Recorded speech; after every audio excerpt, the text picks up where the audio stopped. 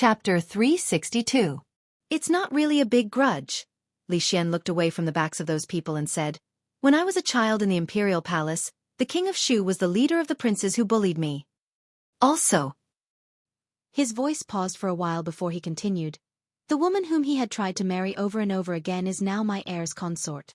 Li Yi's eyes widened. The hatred of stealing his wife was not a big grudge? It was one of the two biggest grudges in one's life. The king of Shu did not hand him a knife the moment they met, which showed that he had great self-restraint. He could not help but give him a thumbs up. It was never too late for a gentleman to take revenge.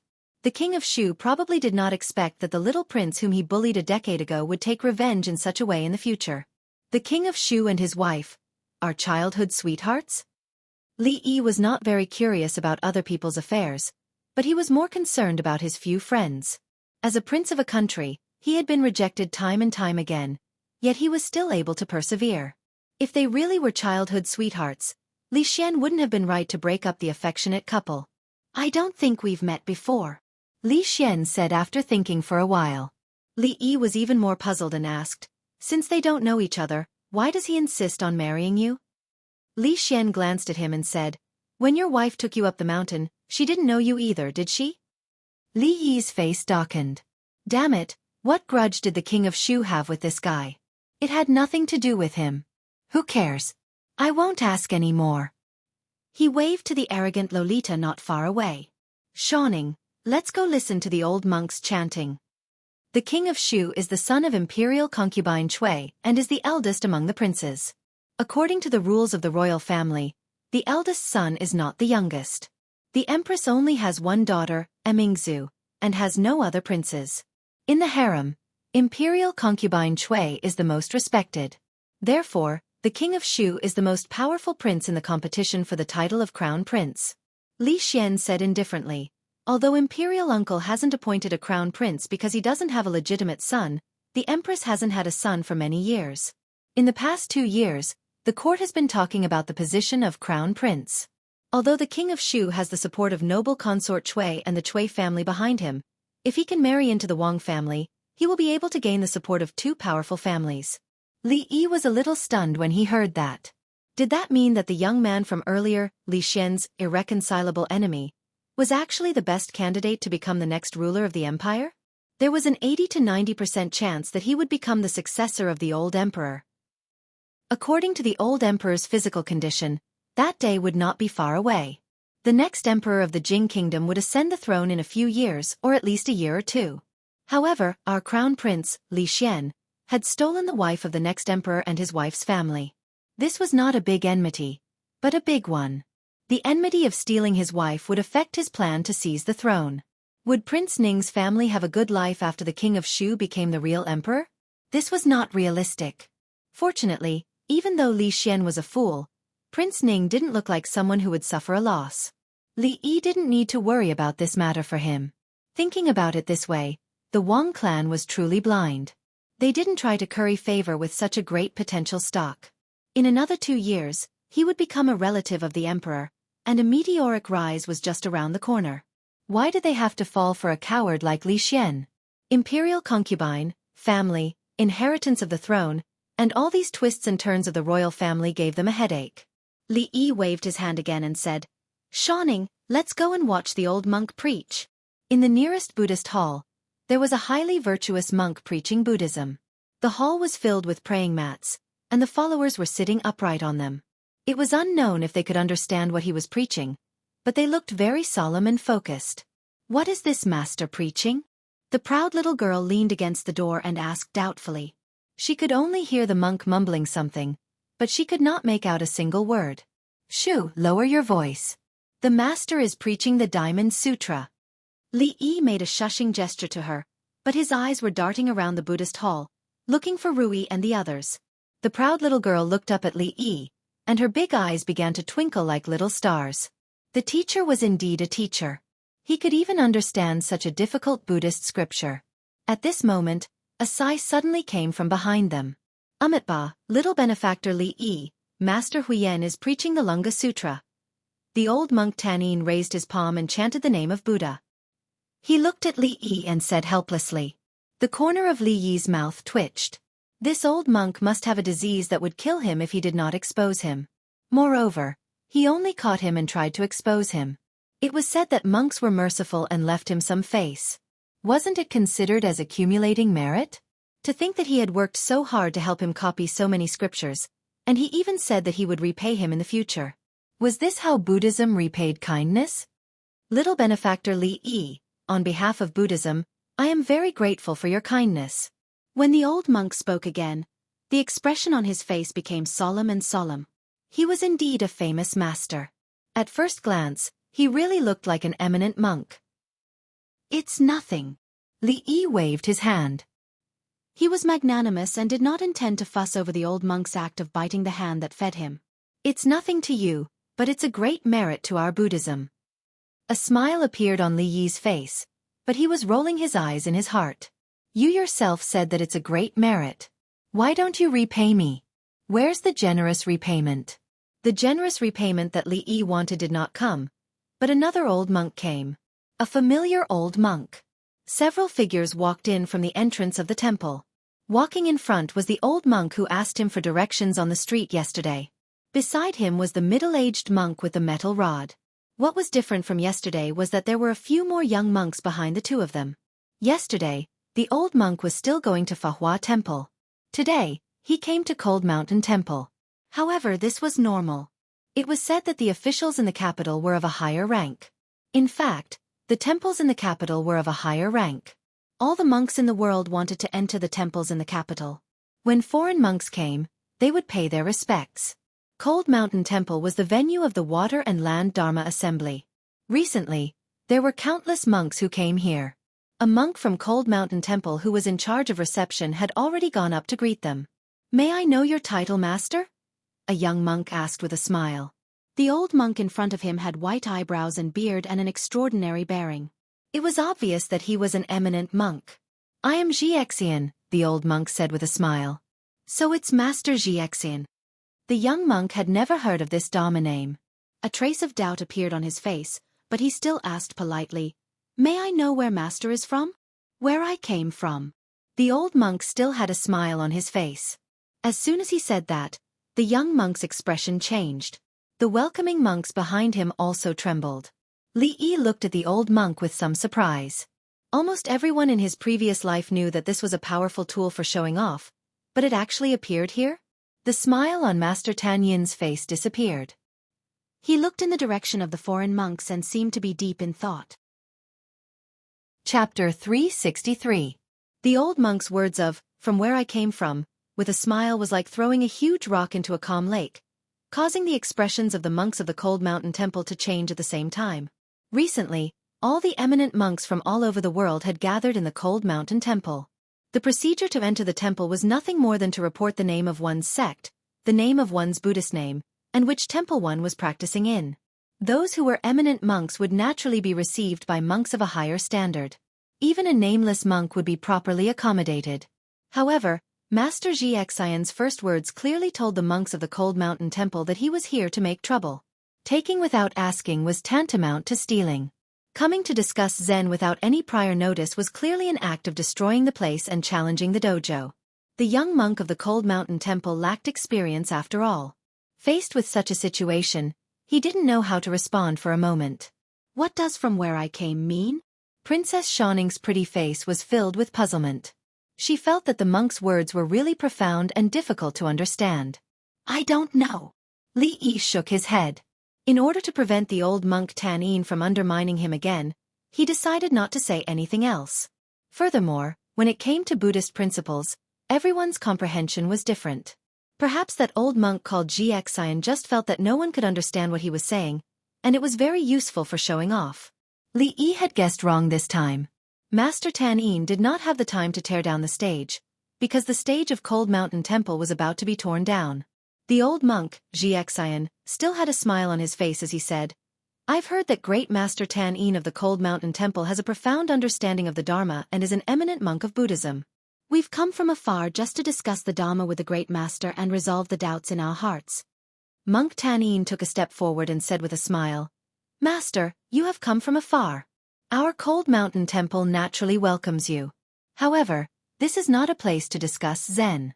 Please move aside. It was the Water and Land Dharma Assembly, and there were many eminent monks from all over the world in the temple. It was common for them to discuss Zen and Buddhism with each other, but it had never been so direct, simple, and crude.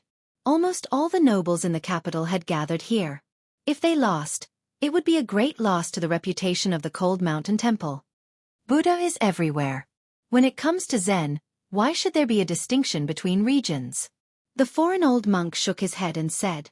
As soon as he said that, another uproar broke out among the monks of the Cold Mountain Temple.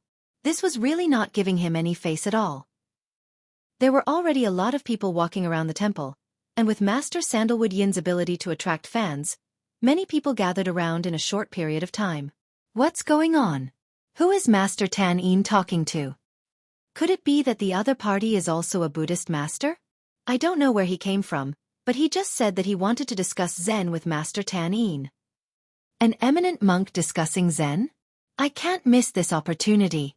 It was a rare opportunity for an eminent monk to talk about Zen. Everyone was ready to watch the show. Li Yi was also curious about how the Cold Mountain Temple would deal with the old monk who had made a scene. Another middle-aged monk had already walked forward and asked, "How do you want to discuss the Dharma?" Master Sandalwood Yin was the symbol of the Cold Mountain Temple. He could not afford to make any mistakes. If any monk could discuss Zen with him directly, he would probably only be able to do one thing in his life. If you want to discuss Zen, you must first meditate. Master Sandalwood Yin is an eminent monk, so his meditation skills must be extraordinary. If I may be so bold, I would like to compete in meditation with Master Sandalwood Yin. The middle-aged monk, who had been silent all this while, suddenly said, "What is meditation?" It was Princess Shanning's habit to ask whenever she did not understand. It's to see who can stay in a daze longer. Li Yi gave a common explanation. In the journey to the west, Xuanzang from the kingdom of Che Qi fought with the three demons. One of them was to compete in meditation in the sky. This was a classic plot in the journey to the west. Art came from life, but it was higher than life. He did not expect to see such a scene in reality. Meditation was a monk's basic skill. This middle-aged monk wanted to compete with Master Sandalwood Yin to see who could meditate longer and compete to be the monk who could last the longest in the Jing Kingdom. It was really bullying. One was a strong adult man, and the other was an old man with half a foot in the coffin. Wasn't it obvious who would last longer than the other? The master has to preside over the Water and Land Dharma Assembly, and has no time to deal with miscellaneous matters. If you are here for this, please leave. Since the other party was here to make trouble, the monks of the Cold Mountain Temple did not need to be polite. They did not even have the intention to invite these monks for a cup of tea. I heard that the Cold Mountain Temple of the Jing Kingdom is a holy land of Buddhism, and Master Sandalwood Yin is an eminent monk. We have come from afar. Is this how you treat your guests? A young monk who came with the old monk suddenly said. What, the Cold Mountain Temple of the Jing Kingdom? These monks are not from the Jing Kingdom? Monks from other countries dare to make trouble at the Dharma Assembly. Drag them out and beat them to death. If they were monks from the Jing Kingdom, the crowd would not mind watching a wonderful discussion of Zen. After all, this kind of thing was not common. However, since they were not monks from the Jing Kingdom and were here to make trouble, they immediately gave up the idea.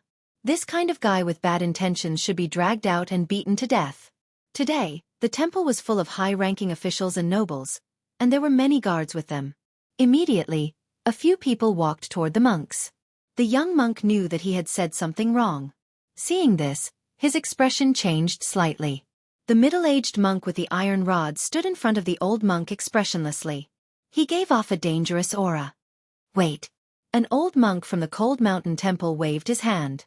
The Water and Land Dharma Assembly was originally to invite eminent monks from all over the world. Even if they were monks from other countries, if they were beaten to death in the Cold Mountain Temple, the reputation of the Cold Mountain Temple would be tarnished. The old monk looked at the middle-aged monk and said, "All living things are empty. There is no enlightenment, no confusion, no holiness, no mortality, no giving, no receiving, no joy, no anger, and no Zen. Winning is also empty.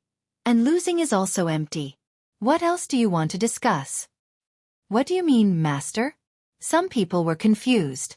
Among the surrounding believers, there were still some who knew Buddhist scriptures. They immediately gave an explanation to what the old monk had just said. Only then did the crowd come to a realization. They looked at the few foreign monks with playful eyes. Didn't you want to discuss Zen? Now, the Buddhists say that joy and anger are empty. Even Zen is empty. What else do you have to discuss? What else do you want to discuss? The middle-aged monk was expressionless. Under the crowd's mocking gaze, he suddenly stretched out his hand and gave the old monk a hard slap on the face. Stop! How dare you! Seeing this scene, the surrounding monks of the Cold Mountain Temple could not sit still. They surrounded the middle-aged monk and glared at him. The old monk was also slapped. His face was burning with pain. When he came to his senses, he also looked at him angrily. After a short moment of shock, the crowd's gazes also became unfriendly. Not only did he come to disrupt the Dharma assembly, but a monk from another country actually dared to make a move on the territory of the Jing kingdom. He did not want to go back today. It's over. This monk has some skills, Li Yi could not help but say. Why? Princess Xiaoning looked up at him. Li Yi sighed and explained. Just now, the master said that he was neither happy nor angry. Look at his expression now. Princess Xiaoning turned her head in confusion. She immediately saw the old monk's angry face and immediately understood. Even he could not do what he said. Naturally, it did not count. Those who did not understand the reason for the incident heard Li Yi's explanation and came to their senses. The way they looked at the monks changed. Chapter 364. The old monk of the Cold Mountain Temple said a seemingly powerful Buddhist phrase to break the stalemate, but unexpectedly, he was defeated by the middle-aged monk's slap. Not only was he slapped by the middle-aged monk, but he was also slapped by himself. Just a moment ago, he was saying neither joy nor anger, and the next moment, he was glaring at the monk. Contradicting himself, the old monk with profound Buddhist teachings was defeated. Even the old monk was no match for the monk, let alone the young monk. He even forcibly held back the anger on his face. These monks are not simple. They must have come for the Water and Land Dharma assembly. Let's see how the Cold Mountain Temple will deal with it. Why hasn't Master Sandine made a move yet? The monks of the Jing Kingdom were slapped in the face by the foreign monks. As the people of the Jing Kingdom, they naturally did not look good. This was no longer about the face of the Cold Mountain Temple. It was enough to rise to the height of national honor. Obviously, as the dignitaries of the capital, these people present were the ones with the strongest national pride. At this moment, no one said anything about dragging these monks out and beating them to death. The Water and Land Dharma assembly held by the Cold Mountain Temple was not only aimed at the monks of the Jing Kingdom, but also very welcoming of the friendly foreign monks. If they really dragged them out and beat them to death, wouldn't it mean that their side was afraid? Even if they could shut up one or two people, could they shut up all the people present? If this matter was spread out, the reputation that the Cold Mountain Temple had accumulated over the years would also be destroyed. Therefore, at this moment, what everyone was most looking forward to was that Master Sandine could really defeat these foreign monks with ulterior motives in terms of Buddhist teachings. The old monk had been provoking them for a while, and more people gathered around. Coincidentally, the preaching in a Buddhist hall ended, and the crowd came out. Seeing the situation here, they gathered here with puzzled hearts.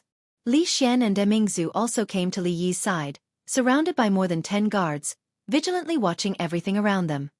What's going on? Li Xian glanced at the monks in the middle who were arguing with each other and asked in confusion.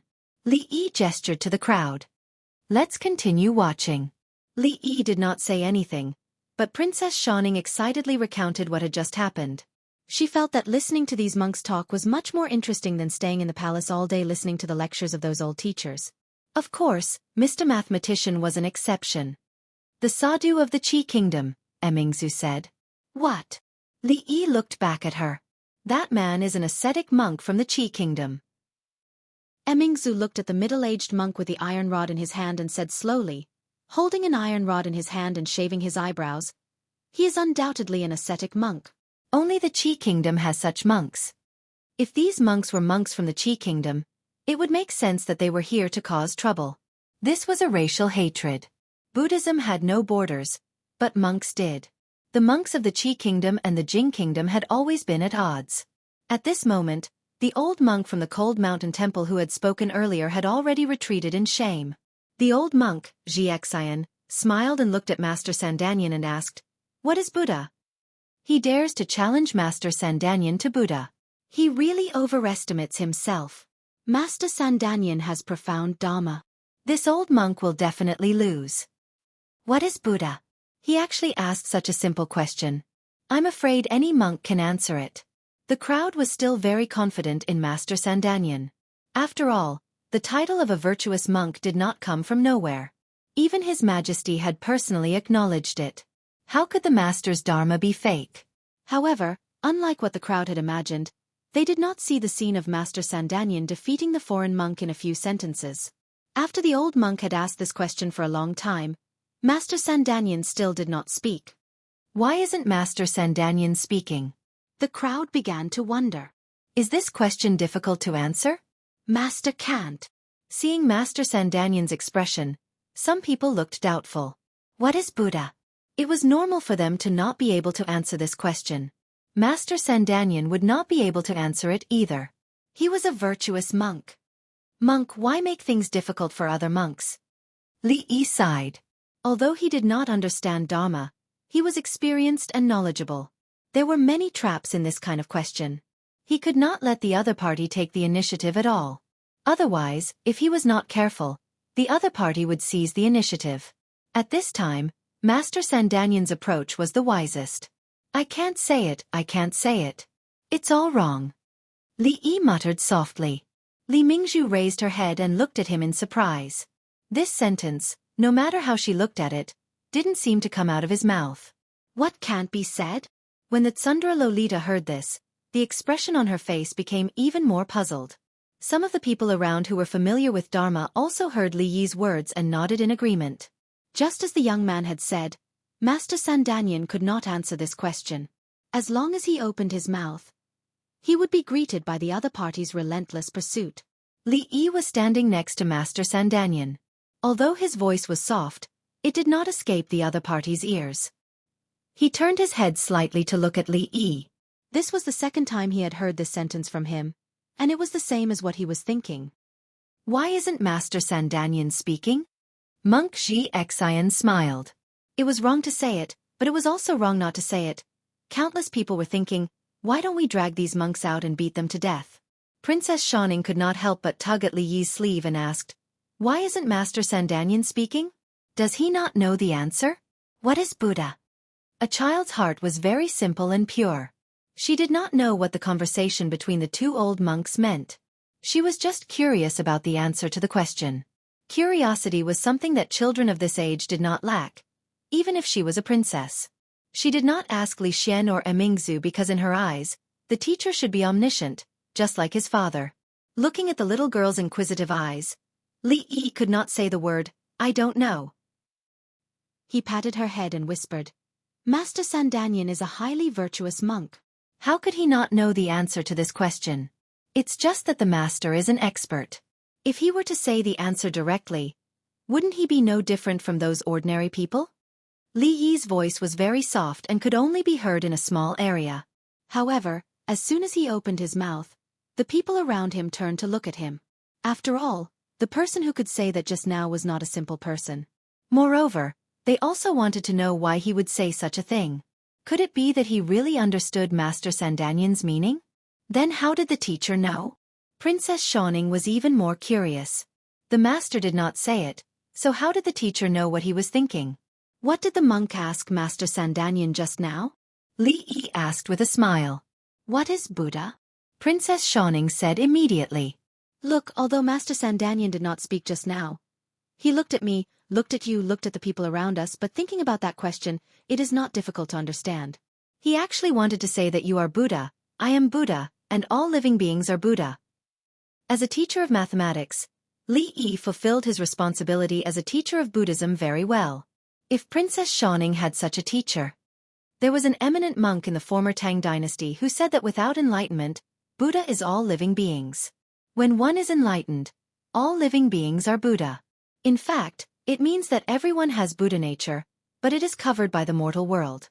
This is what Master Sandanyan wants to tell us. Master Sandanyan is indeed an eminent monk. He can actually demonstrate Buddhist etiquette invisibly. I admire him. So that's how it is. The little girl nodded as if she understood. She could not say it, indeed could not say it. After the teacher said it, she was actually even more confused. So that's how it is. A man in embroidered clothes behind Li Yi was suddenly enlightened. Another person's face was full of joy. No wonder Master Sandanyan looked at me just now. All living beings are Buddha. So, I also have Buddha nature? Ah, I understand. So that's what the master meant. Several people exclaimed. I am guilty. I actually doubted Master Sandanyan just now. I am guilty. A person said repeatedly with a face full of remorse. Every move is Buddhist.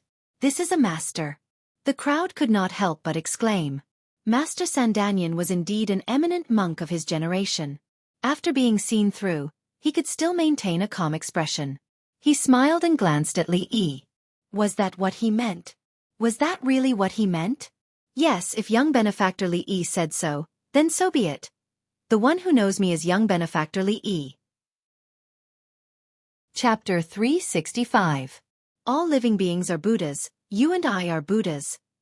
Master has already told us the answer. So that's what Master Tan meant when he looked at us just now.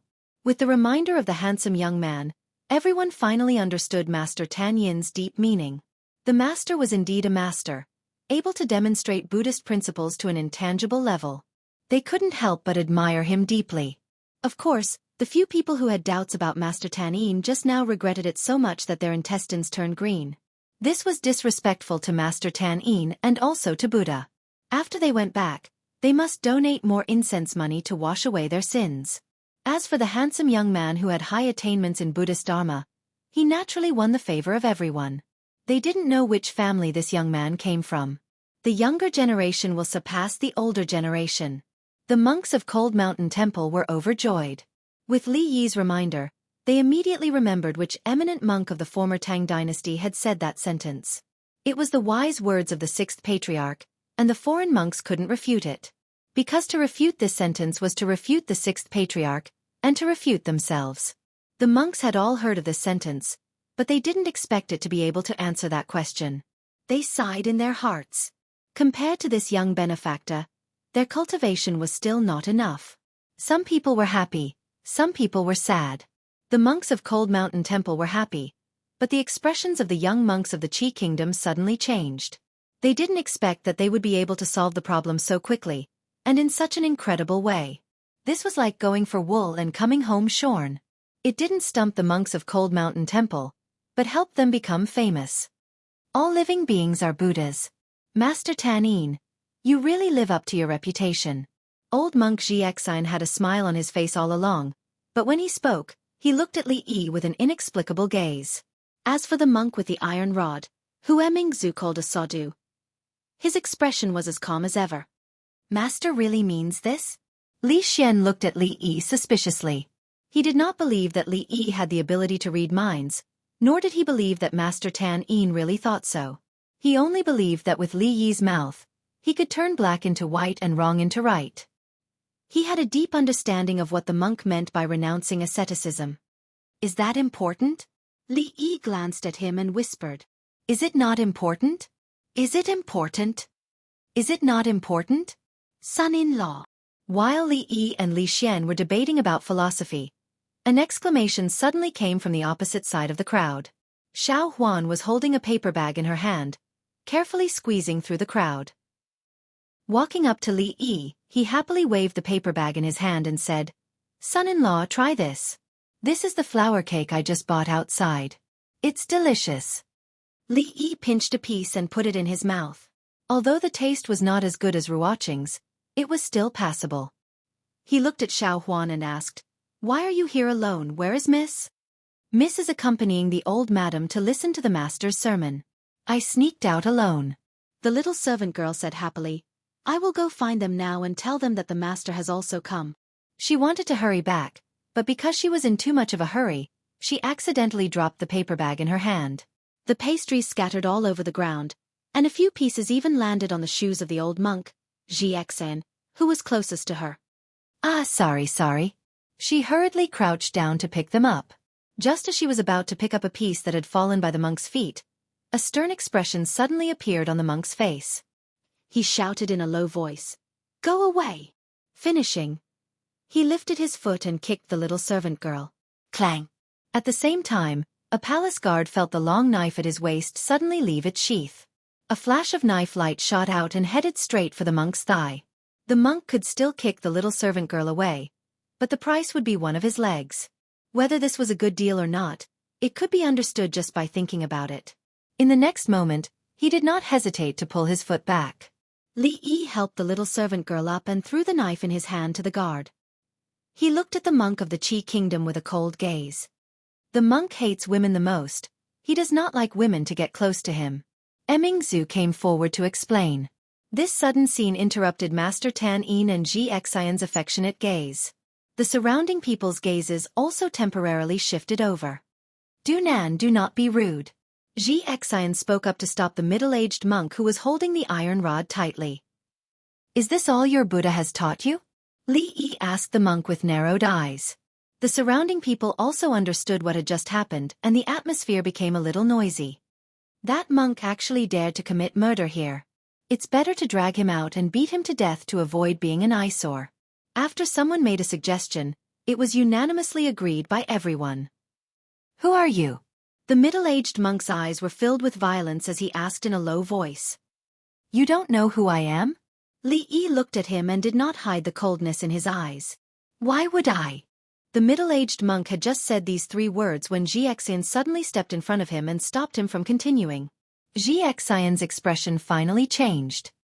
He looked up at Li Yi and said slowly, I did not expect there to be such a powerful person in the Jing kingdom. I was blind and did not recognize a master. May I ask, young benefactor, who are you? What are they talking about? The proud girl's face was filled with confusion as she looked up at Li Xian and asked. I don't know. Li Xian shook his head. His mind was also a mess. However, there was one thing he was very clear about. This group of foreign monks was probably not going to have it easy this time. The expression on Li Mingzhu's face was also puzzled. One of the masters who taught her martial arts was an eminent Buddhist monk. Under the influence of what she saw and heard, although she couldn't say that she was well versed in Buddhism, she had some foundation. However, she was still confused by the conversation between Li Yi and the old monk. It wasn't just Shou Ning and Li Xian. Everyone present had a blank look on their faces. Once again, they felt like their IQ wasn't enough. That young man had clearly only asked a question that could not be any more ordinary. How did he become a mighty figure and an expert? Was there something wrong with the old monk with the Buddhist name of Ji Xian? When they looked at Master Tan Yin, they found that the master seemed to have fallen into deep thought. Could it be that there was really something profound about that question? Everyone could not help but have this thought. They turned around and looked at each other. They could see the confusion in each other's eyes. This young benefactor's understanding of Buddhism has probably reached another level. At this moment, the old monk who was slapped back by the sadhu said softly, Master, what do they mean? Just as everyone was scratching their heads, someone finally appeared who understood. The old monk's shiny head suddenly became the focus of the crowd. Amitabha. The old monk chanted the name of Buddha and explained, the question young benefactor asked just now was who am I? It seems simple, but it actually contains great wisdom. The I in the question is not the I that we think. To answer this question, we must first jump out of the I and look at everything around us with a detached heart. Therefore, this question young benefactor asked is extremely difficult to answer. And Master Ji Xian's question of, who are you, is also similar to this question. Hearing the old monk's words, everyone was stunned. The expression on their faces was even more confused than before. Who am I? I am me, I am not me. Jump out of the I. Motherfastris Kerr. Who am I? He was a master after all. With just a few words, he made them doubt their lives. They still did not understand what the crux of the question was. However, they finally understood one thing. This young man's dharma was very profound, so profound that they couldn't see through it at all. The old monk named Ji Xian couldn't answer the question he had asked just now, so he beat around the bush and kicked the question back at him. Can't this foreign monk have some shame? In an instant, everyone looked at monk Ji Xian with incomparable contempt. Chapter 366. For a normal person, who am I? was not a question at all. If they asked it in public, they might be arrested as a lunatic. But for a small group of people, this was the first question of the 3 ultimate philosophical questions in the world. This small group of people included philosophers and monks, especially eminent monks of great virtue. Who am I? Where do I come from? Where am I going? This question had troubled philosophers for thousands of years without a conclusion. So how could a monk answer it? Who am I? Li Yi smiled and said, I am just an ordinary citizen of the Jing kingdom. At this moment, Li Yi had replaced Master Tan Yin and become the focus of the crowd. Therefore, every word he said attracted the attention of the crowd. An ordinary citizen of the Jing kingdom. What Buddhist principles does this sentence contain? I don't know, but it's definitely not as simple as we think. Master, quickly explain, what does this sentence mean? The old monk from the cold mountain temple who was acting as a translator shook his head helplessly. Regarding the question just now, this young benefactor had clearly changed his concept and did not give a direct answer. Or did he not understand the deeper meaning behind it? The old monk sighed inwardly. His attainments in the Dharma were still insufficient, so he simply kept his mouth shut. The old monk, Xiaofan, sighed and said, An ordinary citizen of the Jing kingdom has such attainments. The capital is indeed a place of hidden dragons and crouching tigers. Li Yi ignored the old monk. He picked up the pastries on the ground, wrapped them in paper, and threw them into the garbage bucket at the side. He patted the shoulders of the obviously frightened servant girl and asked, Are you all right? Son-in-law, I'm fine. Xiaofan raised her head to look at Li Yi and said with a smile, I don't care which country you are from. If you dare to cause trouble again, you will be dragged out and beaten to death. No one will help you, Li Yi said coldly as he looked at the group of foreign monks. Shouldn't monks be diligently cultivating Buddhism to deliver all living beings from suffering? To fight for power and profit and cause trouble in other monasteries? Did they really think that they could become masters just because they shaved their heads? Master Tan Yin took a step forward and stood shoulder to shoulder with Li Yi, saying, Cold Mountain Temple's Water and Land Assembly, everyone who comes is a guest. If you have other intentions, please go back to where you came from. Even Master Tan Yin had stood up, so there was naturally no need for everyone to be patient. That's right. How dare a foreign monk behave atrociously in the land of our Jing kingdom? Are you courting death? You can't even win against a master in terms of Zen, and you still have the face to stand here? Scram if you know what's good for you. Otherwise, don't blame us for being impolite. Not only did the foreign monk Luan Fo who came to make a scene not talk about great Master Tan Yin, he couldn't even be compared to an ordinary young man of their Jing state. If he made any more outrageous moves, the nobles present might really do something. We're here to discuss Zen and cultivate Buddhism. Is this the attitude of your cold mountain temple? What a famous temple in the Jing kingdom, it's just so, a young monk behind the old monk Xiaofan said angrily. The Buddha is not broken. Cultivate yourselves first. Li Yi said faintly. Only he would waste his time talking to these monks. If it were Miss Lu, she would have cut off his head with her sword and kicked him around like a ball, just based on what the monk with the iron rod had done just now. His words made the young monk choke and speechless. Master Tan Yin and the old monk of the Cold Mountain Temple looked surprised. The people around them were stunned for a moment. When they came back to their senses, they all exclaimed, Buddha isn't broken. Cultivate yourselves first? Wonderful, truly wonderful. This young man's attainments in Buddhism are indeed profound. Well said, foreign monk. Go back and cultivate yourselves first. As soon as Li Yi said this, everyone applauded. The other party said that they should discuss Zen and cultivate Buddhism, but the next moment, he said, Buddha isn't broken. Cultivate yourselves first. Seeing the foreign monk being defeated, everyone felt extremely happy. What foreign monk? How dare he come to the Cold Mountain Temple to cause trouble? Master Tan Yin and the real monks didn't even do much, but they all fell to the hands of a young man who wasn't even a monk. How could they still be called monks? Cultivate Buddhism. Cultivate Buddhism. This cultivation is not the cultivation of others. Young benefactor, you're too stubborn, Monk Xiaofan said with a kind expression. Master, you keep talking about cultivating Buddhism. Tell me, what is Buddha? Li Yi looked at him and asked. They were the ones who provoked them first. If they didn't teach them a lesson, they would really think that they were easy to bully. Everyone secretly applauded. This was giving them a taste of their own medicine. The old monk's question was also kicked back to him. What is Buddha? They wanted to see how the old monk would answer. Amitabha. Monk Xiaofan chanted and said, Buddha is wisdom, virtue, and compassion. You are Buddha, I am Buddha, all living beings are Buddha, Buddha is everywhere, and Buddha is omnipotent. Shameless. Isn't that what this young man said just now? Plagiarism. This is blatant plagiarism. This old monk is too shameless.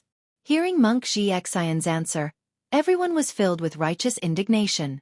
They all spoke up and condemned this shameless plagiarism. Buddha is everywhere? Li Yi suddenly asked. Buddha is everywhere, the old monk answered. Buddha is omnipotent? Li Yi asked again. Buddha is omnipotent, the old monk answered again. If that's the case. Li Yi crossed his arms and looked at him. He said slowly, Can your Buddha create a stone that he can't move? Old monk Xiaofan moved his lips as if he wanted to speak, but then he fell silent. Master Tan Yin frowned and seemed to be deep in thought, leaving the confused crowd behind. Why isn't the monk talking? Is he also invisibly demonstrating the Dharma? Can Buddha create a stone that he can't move? Of course he can. Buddha is omnipotent. Idiot. Since Buddha is omnipotent, why can't he move a stone? Oh, I understand. Buddha can't create a stone that he can't move. Idiot. Since Buddha is omnipotent, why can't he create a stone that he can't move? Who are you calling an idiot? I dare you to say it again. Idiot. Ignoring the two people fighting outside, everyone looked shocked. When they looked at the young man inside, they suddenly felt like they were looking up to a great mountain. How did he come up with this question? This was simply not giving the old monk a way out. No matter what he said, it would be wrong unless he took back what he said and admitted that Buddha was not omnipotent. But was this something a monk could say? He had actually sent all the foreign monks to their deaths with just his mouth. This was a master, a true master. While everyone was thinking about how Buddha could move the stone, Li Yi had already passed through the crowd with the young maidservant and left. The question, can Buddha create a stone that he can't move, was adapted from a famous paradox in another world, called God's paradox. God's paradox meant, God is not omnipotent. The Vatican in another world published a book that used the most popular mathematical deduction at the time to conclude that God is omnipotent. At this time, a wise man asked tit for tat, can God create a stone that he can't move? So this wise man was in big trouble. Regardless of whether the story was true or false, and regardless of whether this wise man was eventually tied to a pillar and burned to death, a paradox was a paradox because it could never have an answer, unless the original hypothesis was overturned. Obviously, it was a hypothesis that old monk Xiaofan could not overturn. Therefore, for a long time to come, he would be trapped in this paradox and unable to extricate himself. Chapter 367. We have troubled you. Please don't blame us, Master Tan Yin. I'll take my leave. Master Xiaofan left, and so did the monks from the Qi kingdom. They had no choice but to leave. They had come to talk about Zen and Buddhism, but if they ended up renouncing asceticism, it would be the biggest joke in the world. Before the middle-aged monk with the iron rod left, he scanned the crowd with his gaze before leaving expressionlessly. They had come aggressively and confidently, but when they left, they were crestfallen and looked a little embarrassed, as if they were fleeing. Master, you have a profound Dharma. I admire you. Master Tan Yin accepted the worship of the crowd as a matter of course. Among all the monks in the world, who could demonstrate Buddhist etiquette invisibly? Presumably, after today, Master Tan Yin's reputation in Buddhism would reach a new peak. Hey, where's that young man? Someone suddenly asked in confusion. When it came to defeating the foreign monk, that young man deserved the most credit. His words made everyone feel a little dizzy even now when they thought about it. He left. He just left, someone said, pointing in a certain direction. I wonder which family he is from. He is proficient in Dharma and has a deep affinity with Buddhism.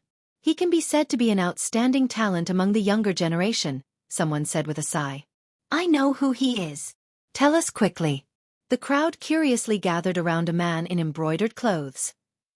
Although you haven't seen him, you should have heard of his name. The man in embroidered clothes said, He is the eldest grandson of the Li family who has been in the limelight recently. His calligraphy is better than Zhao Chun's, and he was conferred the title of Chong'an County Magistrate by His Majesty. After being reminded by the man in embroidered clothes, the crowd immediately thought of something.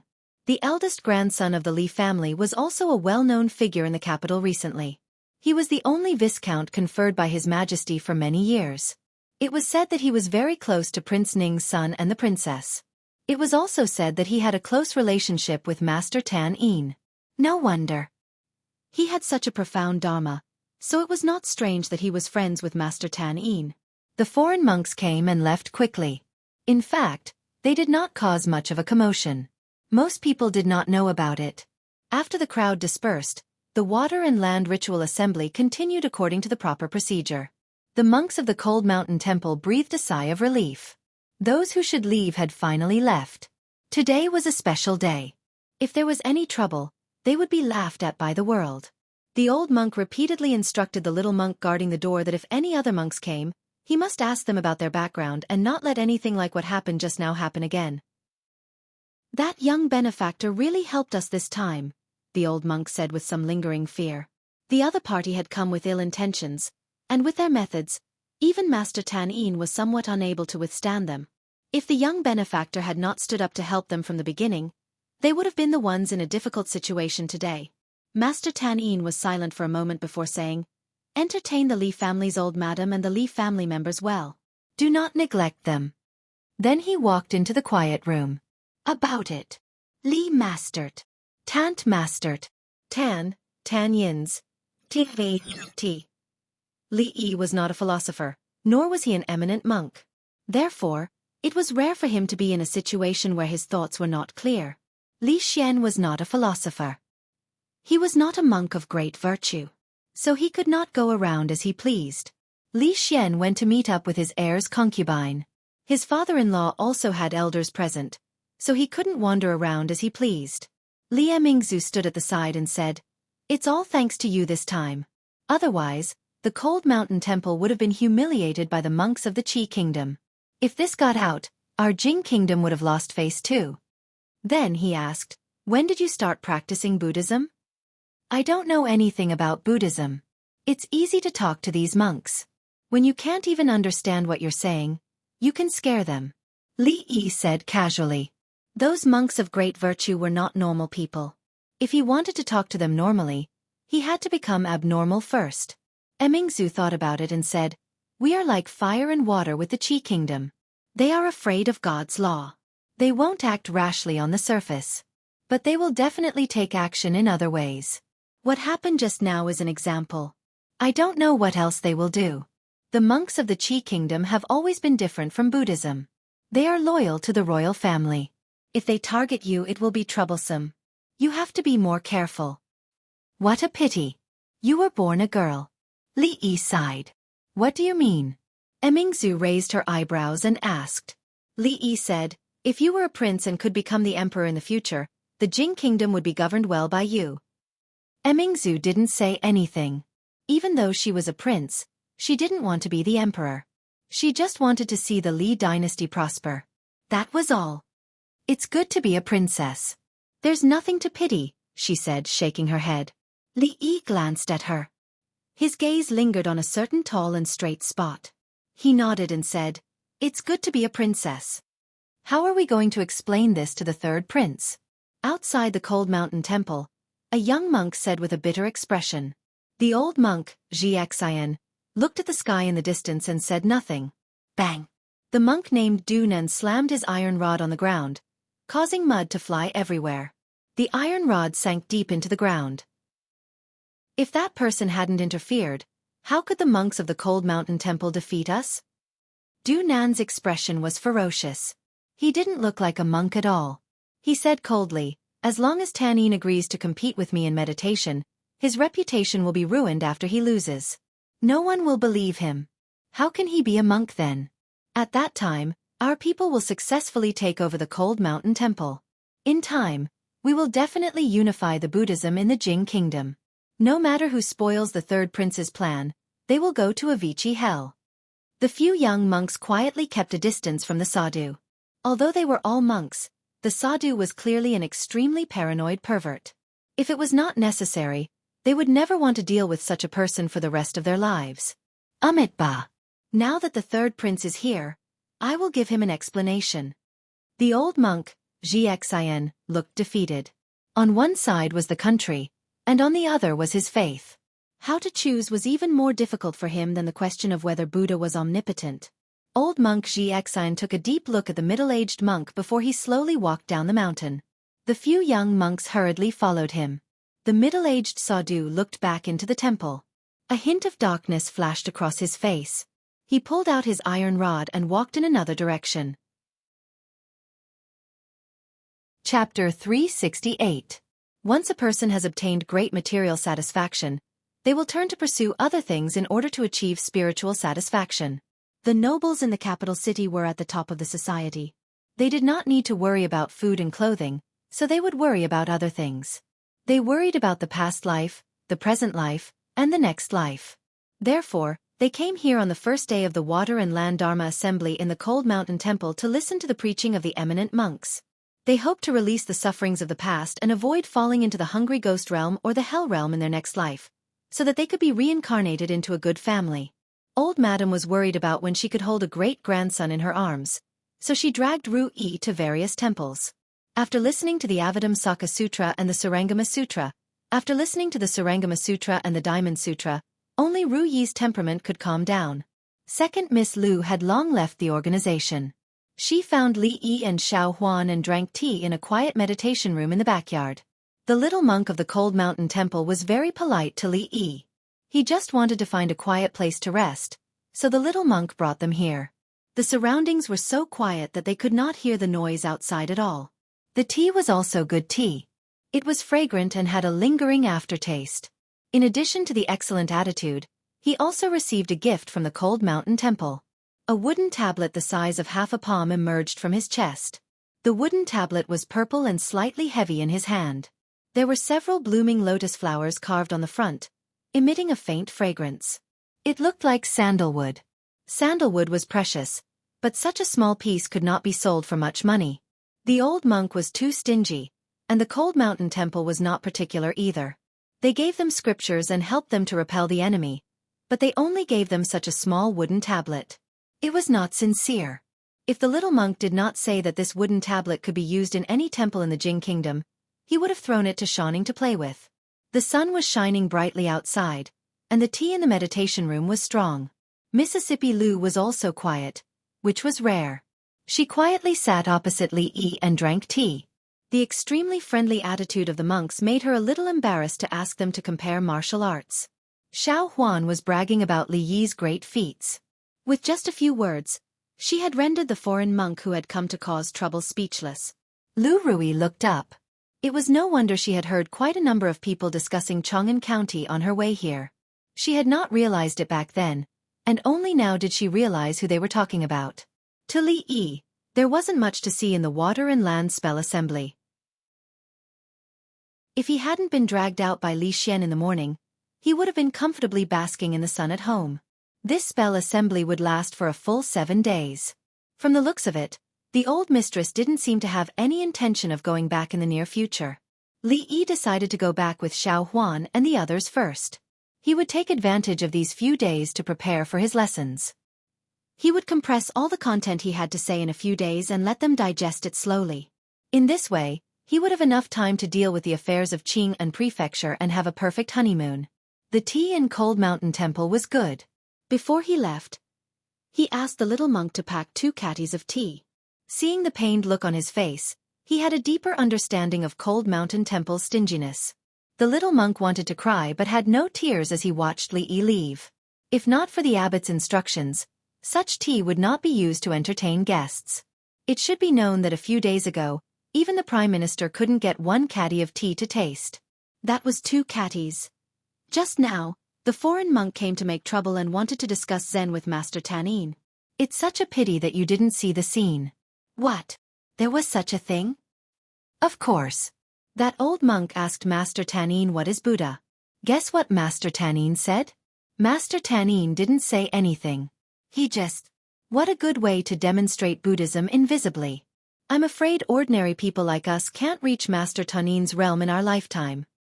Not to mention Master Tanin, I'll be very satisfied if I can reach the realm of the son of Chong'an County in my lifetime. What son of Chong'an County? The discussion of Zen just now was very exciting. Not only did everyone see what it meant to demonstrate Buddhist principles invisibly, but they also witnessed a young man defeating a Buddhist master with just a few words. As they chatted, they soon had new topics to talk about. Even, who am I?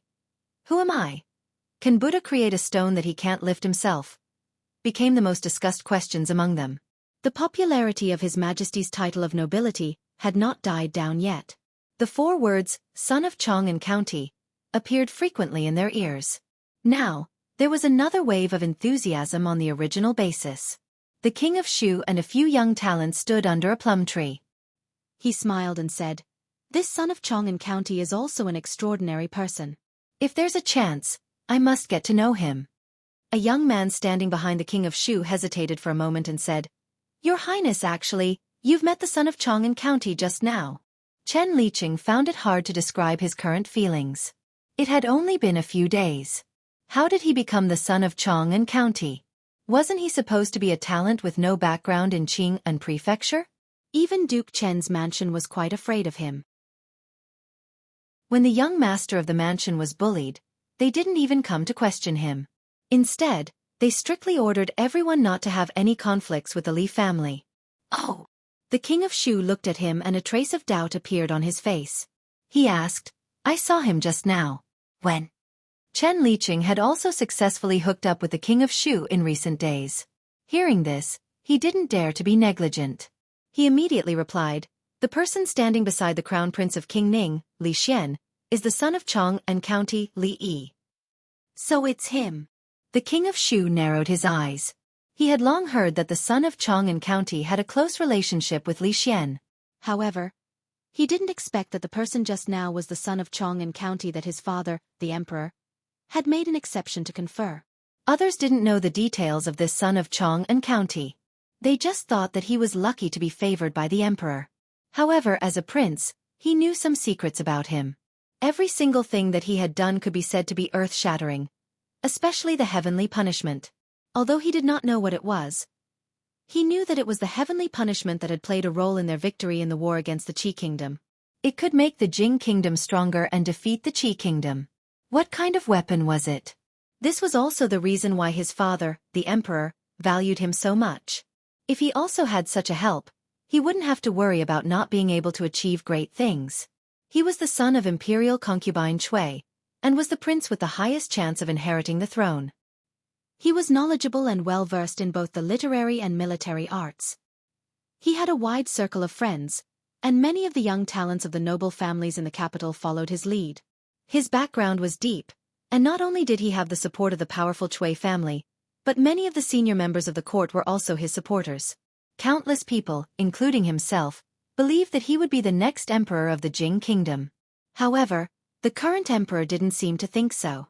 The crown prince hadn't been appointed yet and the eastern palace was empty.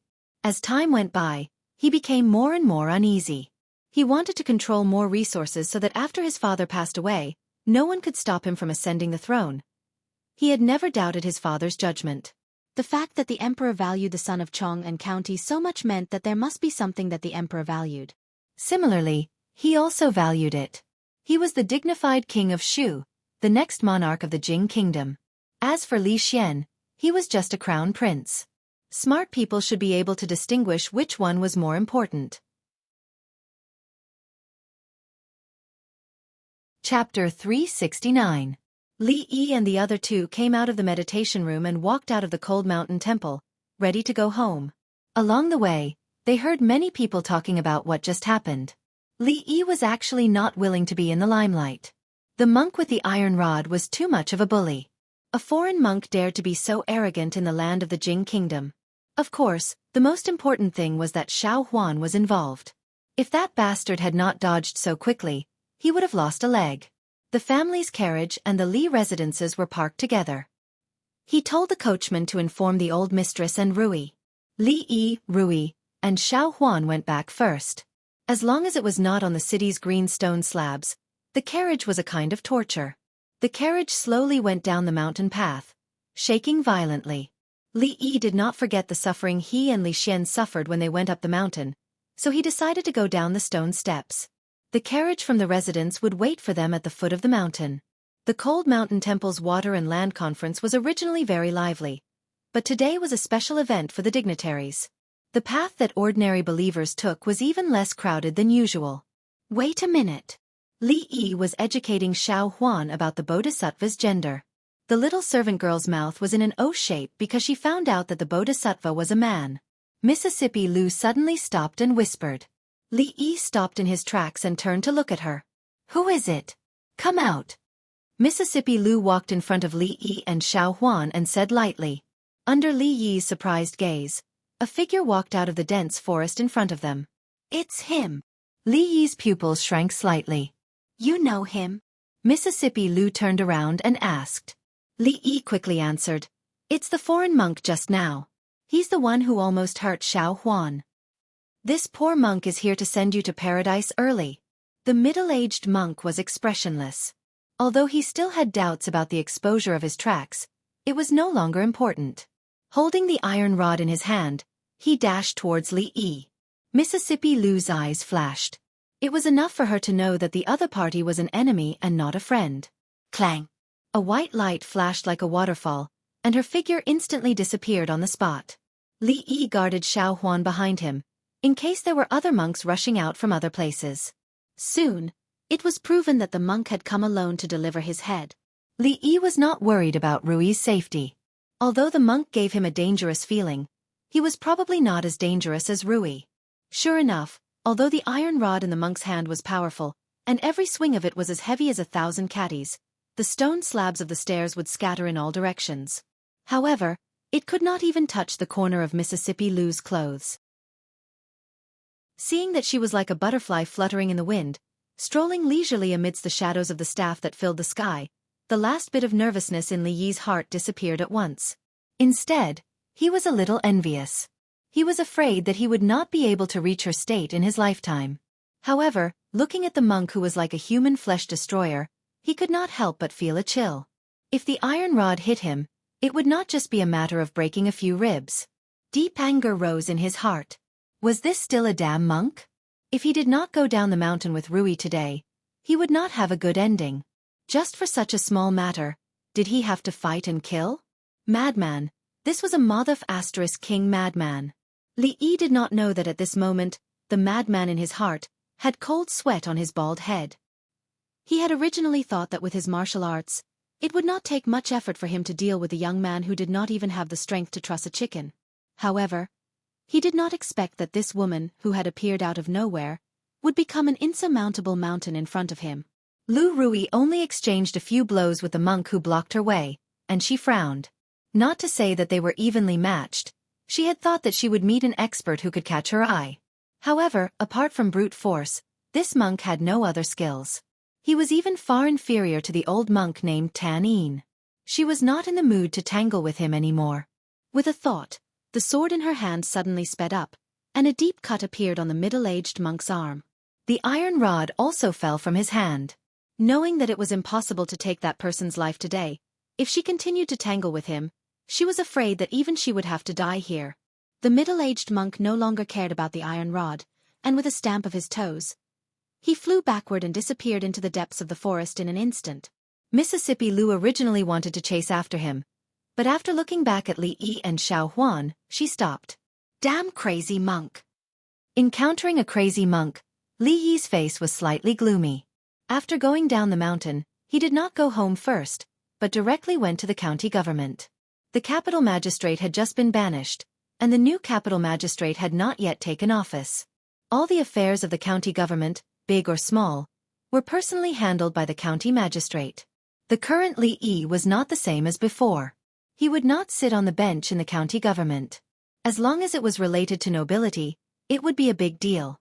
The county magistrate patted his chest and said that he would definitely increase the efforts to thoroughly investigate this matter. The portraits of the monks from the Qi kingdom were also drawn by Li Yi. As long as they submitted them to the Ministry of Justice, they would issue a wanted notice. Within the capital and the surrounding counties, There would no longer be a place for those monks to hide. Uncle Li these days asked the guards at home to tighten the patrol and pay special attention to the monks who appear in the village. After returning home, Li Yi specially reminded Uncle Li. "Young master, rest assured.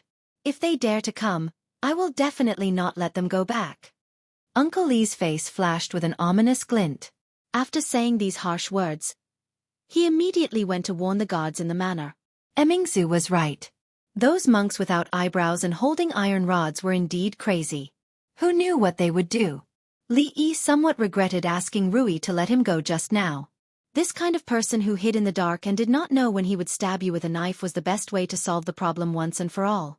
At this moment, on an official road outside the capital, a horse carriage was speeding at high speed. "I have said that I will give the third prince an explanation for this matter. Why did you act on your own?" Old monk Xiaofan looked at the pale-faced middle-aged monk and said with a frown.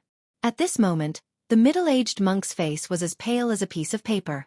His forehead was covered with beads of sweat. The wound on his right arm was wrapped with a white cloth, and blood was continuously seeping out.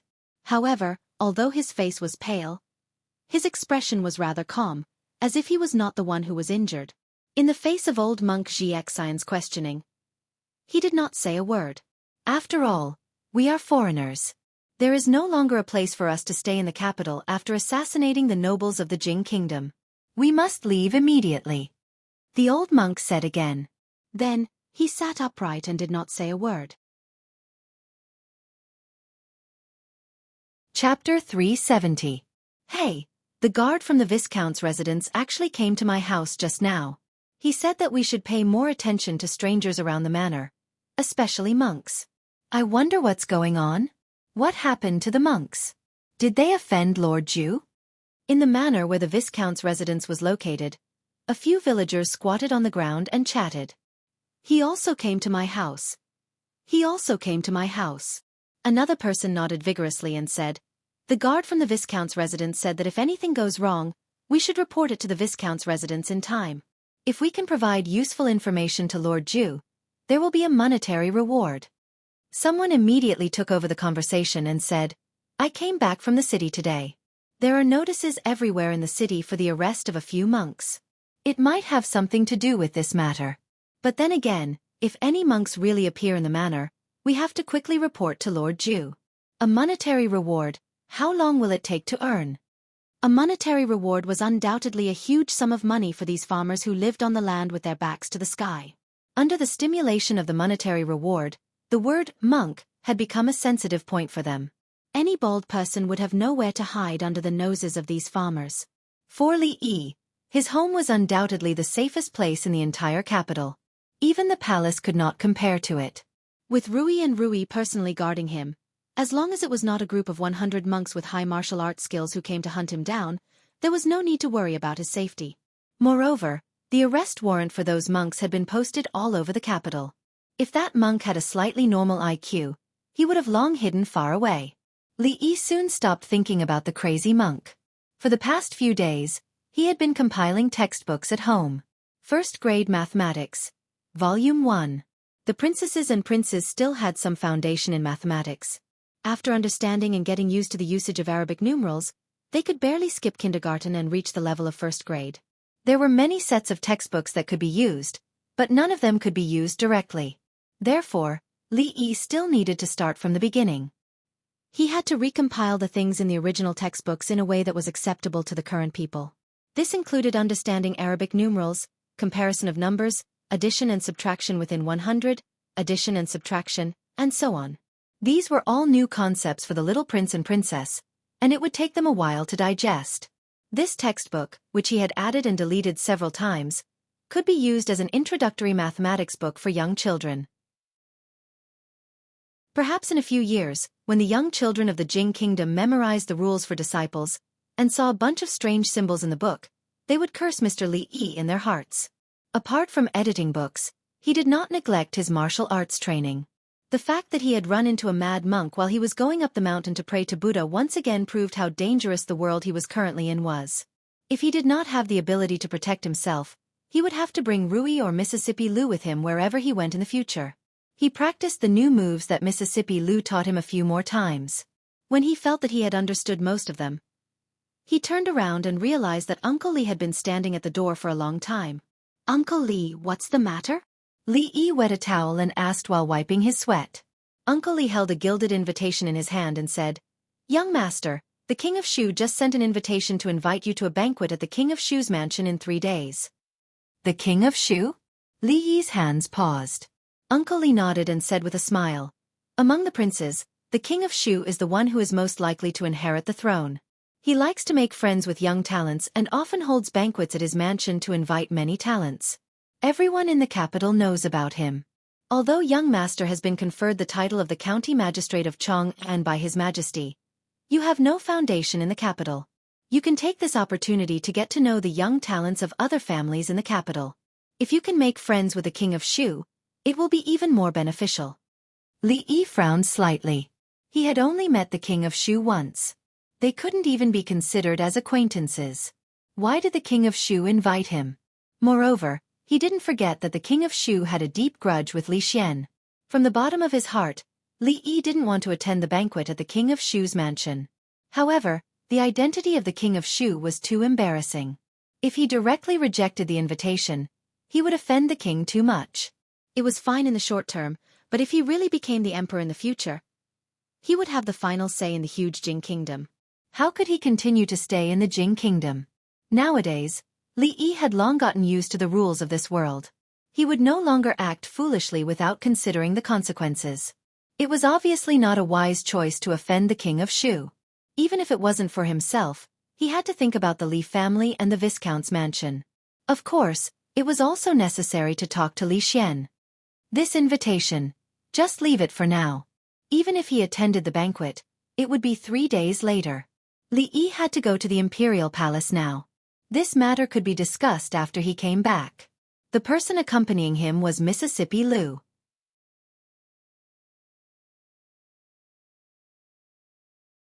Chapter 371. The King of Shu's Invitation? Emingzu hesitated for a moment before saying, "Ever since I was young, I haven't had much contact with the King of Shu. However, he has always liked to make friends. Every few days, the King of Shu's mansion will hold a banquet. You are now one of the nobles in the capital city and are of similar age to him. It's normal for you to receive an invitation." "No way. You don't know him that well?" Li Yi was a little surprised. Although the old emperor had countless concubines and most of the princes and princesses had the same father but different mothers, they were still siblings with the same blood. Even if they were not from the same mother, they would still have some feelings for each other. Could it be that his thinking had been wrong all along? On second thought, it seemed to be more normal. Princesses were fine, but all princes had the possibility of inheriting the supreme throne after the old emperor passed away. However, there was only one throne. In the end, it depended on each family's ability. A good prince who didn't want to become the emperor wasn't a good prince. Princes would be lucky if they didn't fight for the throne. It was not easy to see touching brotherly love. Given Mingzhu's character, it was unlikely that she would have many close brothers and sisters. She and Li Xian had been friends since they were young. The princes of the same age might have been beaten up by her when they were young. It was normal for them to be a little distant. Mingzhu thought for a moment and said, "Since he has invited you, there's no harm in going if there's nothing urgent." Even she had said so. Li Yi asked in surprise, "Is it really possible for the King of Shu to become the crown prince?" No one knows what father is thinking. Mingzhu shook her head and said, "But from the current situation, the King of Shu has the greatest hope. Putting this aside, it's not good for you to embarrass a prince." It was obvious that Mingzhu did not have any prejudice against the King of Shu. At least on the surface, he did not look like an evil person. Li Yi already had an idea. When he passed by the cafeteria, he habitually glanced at a certain corner. Li Yi was startled, then he turned around and asked Mingzhu, "What's going on with Princess Yongning? Doesn't she need to go to school?" Yongning is different from the other princesses. Father gave her special permission not to go to school. Mingzhu paused and said, "What happened to Princess Yongning? Why did she become like this?" Perhaps it was the feeling of déjà vu that caused Li Yi to involuntarily feel pity for the little princess. At the age of 6 or 7, she should be innocent and full of childlike interest. There was no reason for her to, and she definitely should not, remain in that shadow forever. Her mother died young, and she was seriously ill. This was what he heard from Princess Xiaoning. Emingzu was more than 10 years older than Yongning and grew up in the palace. She should know more about her. Why did you suddenly ask about Yongning? Emingzu turned around and asked him. I want to see if I can help her. Li Yi said honestly. You have a way? Emingzu looked at him, and a glimmer of light appeared in her eyes. Although she had never interacted with Yongning, she was still her younger sister. How could she not want her to become like a normal child? It's hard to say. I can only try first. Li Yi shook his head and said. All the imperial physicians in the palace, including the famous physicians among the people, had tried to treat Yongning, but none of them had succeeded. If there was someone in this world who could cure her, Emingzu believed that it must be Li Yi. Yongning is the daughter of concubine Liang. Concubine Liang died of an illness when Yongning was 2 years old. Perhaps because she lost her mother at a young age, Yongning's personality has always been rather eccentric. But it wasn't like this. She would occasionally play with princesses and princes of the same age. The reason why she became like this was because of a serious illness a year ago. At that time, Imperial Father summoned all the imperial physicians in the palace. The famous physicians in the capital were also summoned overnight. No one could do anything. They thought that Yongning would die, but they didn't expect that after one night, she would miraculously wake up. Her illness was cured without treatment. Even the imperial physicians found it unbelievable. Emingzu sighed and said, however, although she survived, she seemed to have lost all her memories. Including Imperial Father, she didn't recognize anyone around her. The imperial physicians said that her brain might have been burnt and there was no hope for her to be cured in this lifetime. From then on, she became even more eccentric. She never spoke to anyone and became like this. Li Yi heard this and frowned. He only knew a bit of modern medical knowledge and was not a divine physician. He had thought that Princess Yongning was just autistic, but he didn't expect the truth to be like this. If her brain was really burnt and she lost her memory, then things would be much more troublesome. In reality, whether it was amnesia or autism, even in the modern era, there was no particularly effective treatment. Things were much more troublesome than he had imagined. You go first. I'll go back myself in a while. He said to Emingzu and walked to a palace beside the dining hall. On the stone steps in the corner of the palace, the little girl was sitting there. She was still hugging the doll in her arms and staring at the ground with her head lowered. Hello, little girl. We meet again. Li Yi squatted down and smiled as he greeted her. Hearing the voice, the little girl raised her head. When she saw Li Yi, there seemed to be a hint of color in her eyes, but there seemed to be nothing. Li Yi took out the bead and waved it in front of her eyes. He reached out his other hand and said, Thank you for the bead. I really like it. To thank you, how about I treat you to a meal? Looking at the hand that was stretched out in front of her, the little girl was startled. A trace of hesitation appeared on her face. After a long time, she carefully reached out her hand and placed it in Li Yi's palm. Li Yi let out a long sigh in his heart. He had finally taken the first step. Looking at the two figures holding hands and walking into the dining hall, the manager of the dining hall was about to go crazy. Cucumbers, cucumbers. Hide those two cucumbers well. Don't let him see them. Consort Chen specifically asked for them to be put on her face. Kunlun purple melons, Kunlun purple melons, Consort Yan's favorite. They were just delivered this morning and are still fresh. We can't waste them. What are you waiting for? Go. And that bowl of soup, hide it, hide it. It's too late, it's too late. The manager said anxiously and quickly turned around. In this short period of time, his face had already changed into a brilliant smile. He said, This lowly official greets Princess Yongning and Lord Ju. No need, no need. Li Yi waved his hand and pointed at the person who was desperately hiding the cucumbers behind his back. He said, You come here. It's over. Seeing this scene, the manager of the dining hall's heart was bleeding. These were the last two cucumbers.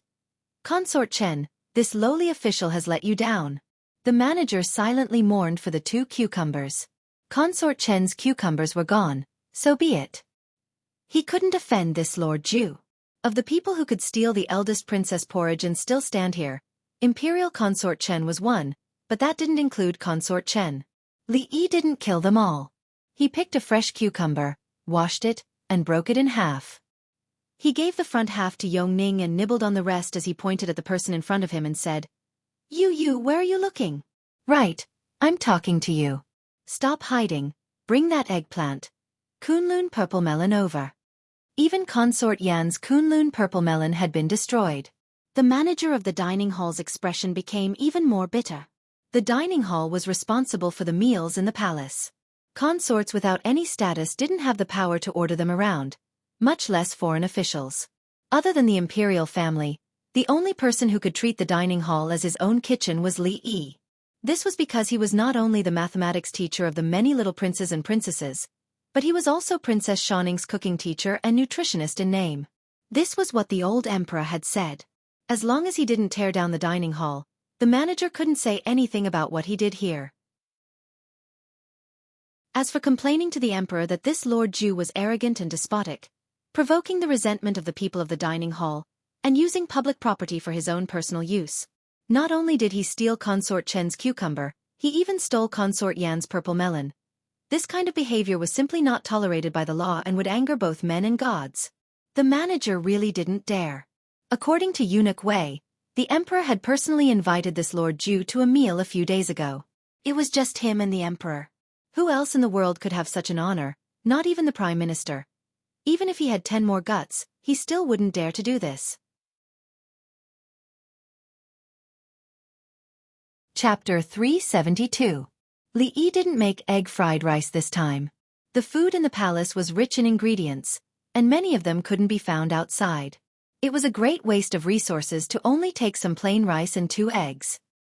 He carried Princess Yongning to a chair and let her sit quietly while he busied himself in front of the stove. In just half an hour, 2 bowls of steaming hot noodles were ready to be served. Some time ago, he had obtained the secret recipe of his noodles from his aunt. After Li Yi's own modification, the ingredients used were richer while retaining the original taste.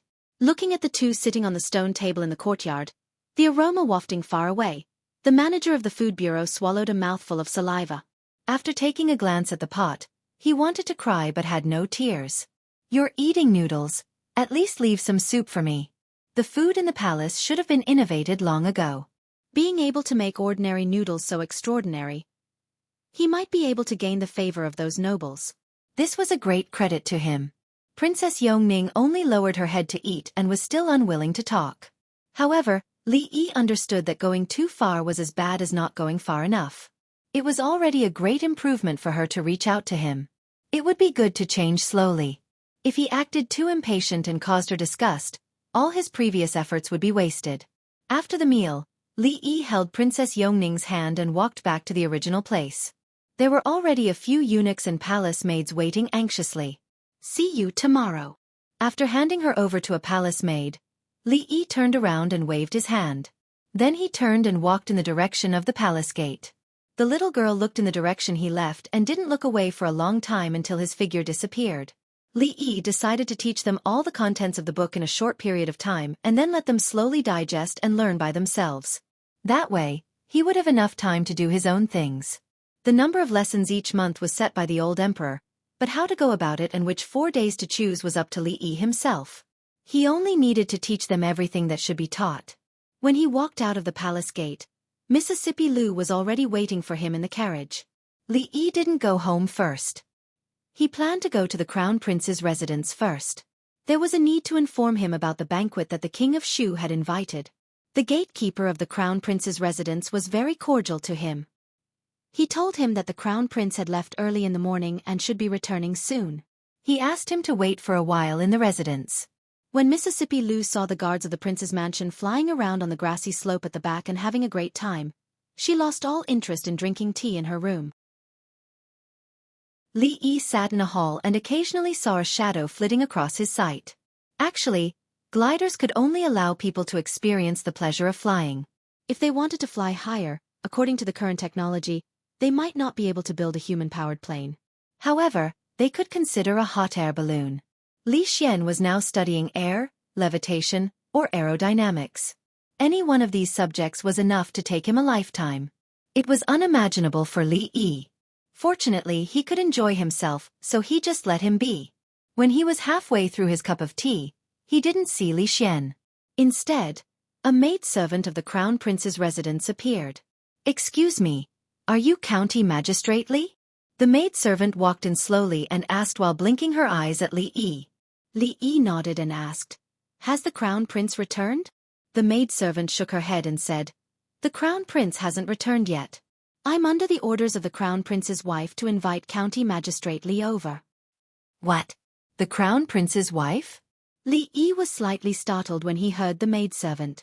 The Crown Prince's wife invited him over? Where? He was indeed familiar with Li Xian, but he had only seen the Crown Prince's wife a few times. They didn't even talk to each other. Why was she looking for him? However, since Li Xian wasn't here, the other party was the master of the Crown Prince's residence. Li Yi couldn't refuse, nor did he have any reason to refuse. He was led by the maidservant through 2 long corridors and finally arrived in front of a palace. "Lord Ju, please follow me," the maidservant said and walked in first. "Crown Prince's wife, County Magistrate Li is here." The maidservant spoke respectfully to the figure behind the curtain before slowly retreating. Li Yi wasn't surprised by the curtain in front of him. The royal family and those big clans valued etiquette the most. A man and a woman alone in a room should avoid suspicion. Otherwise, when Li Xian came back and saw him with his Crown Prince's wife, he didn't know what he would think.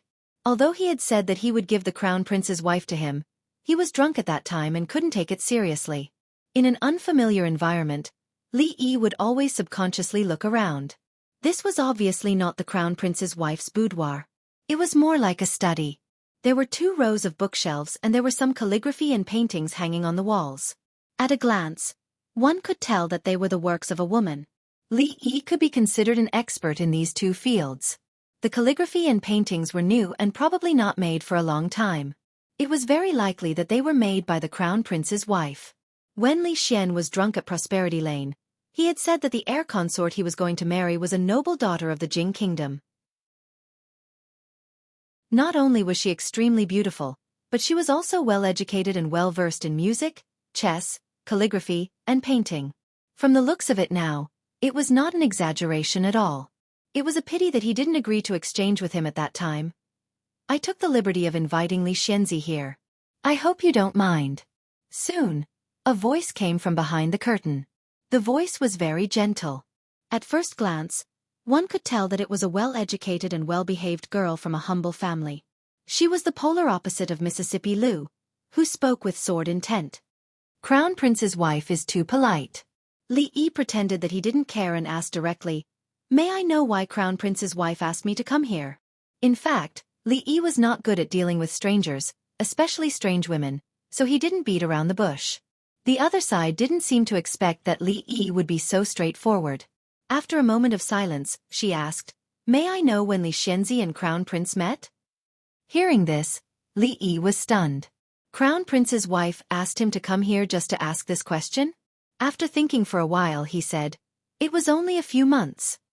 When you were in Qing'an Prefecture, right?"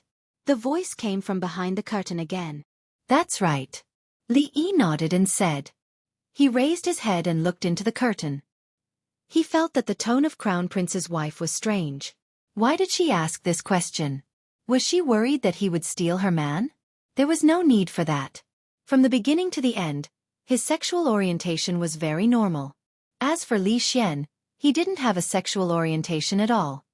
Then, how much does Li Xianzi know about Crown Prince? The voice from behind the curtain was still gentle.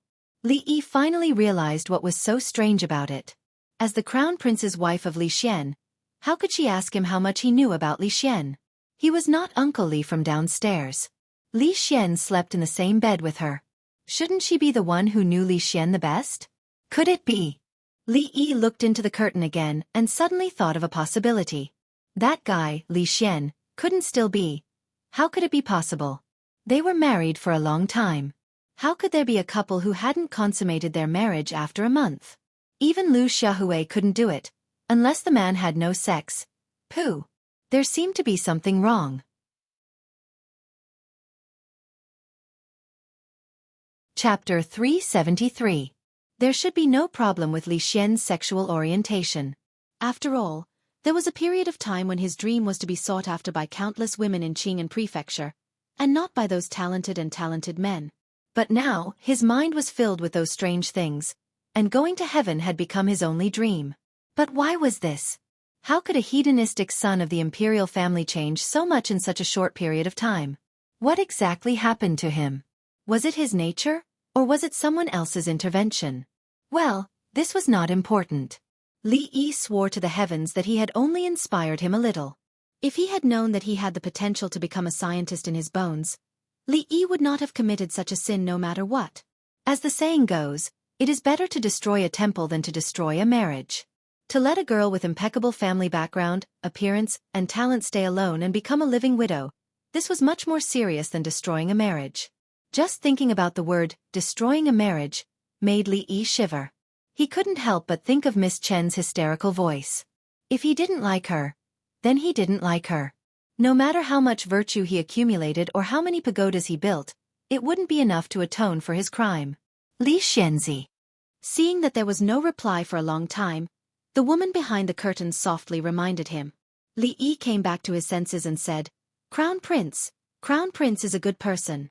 How much did he know about Li Xian? This was not a standard question.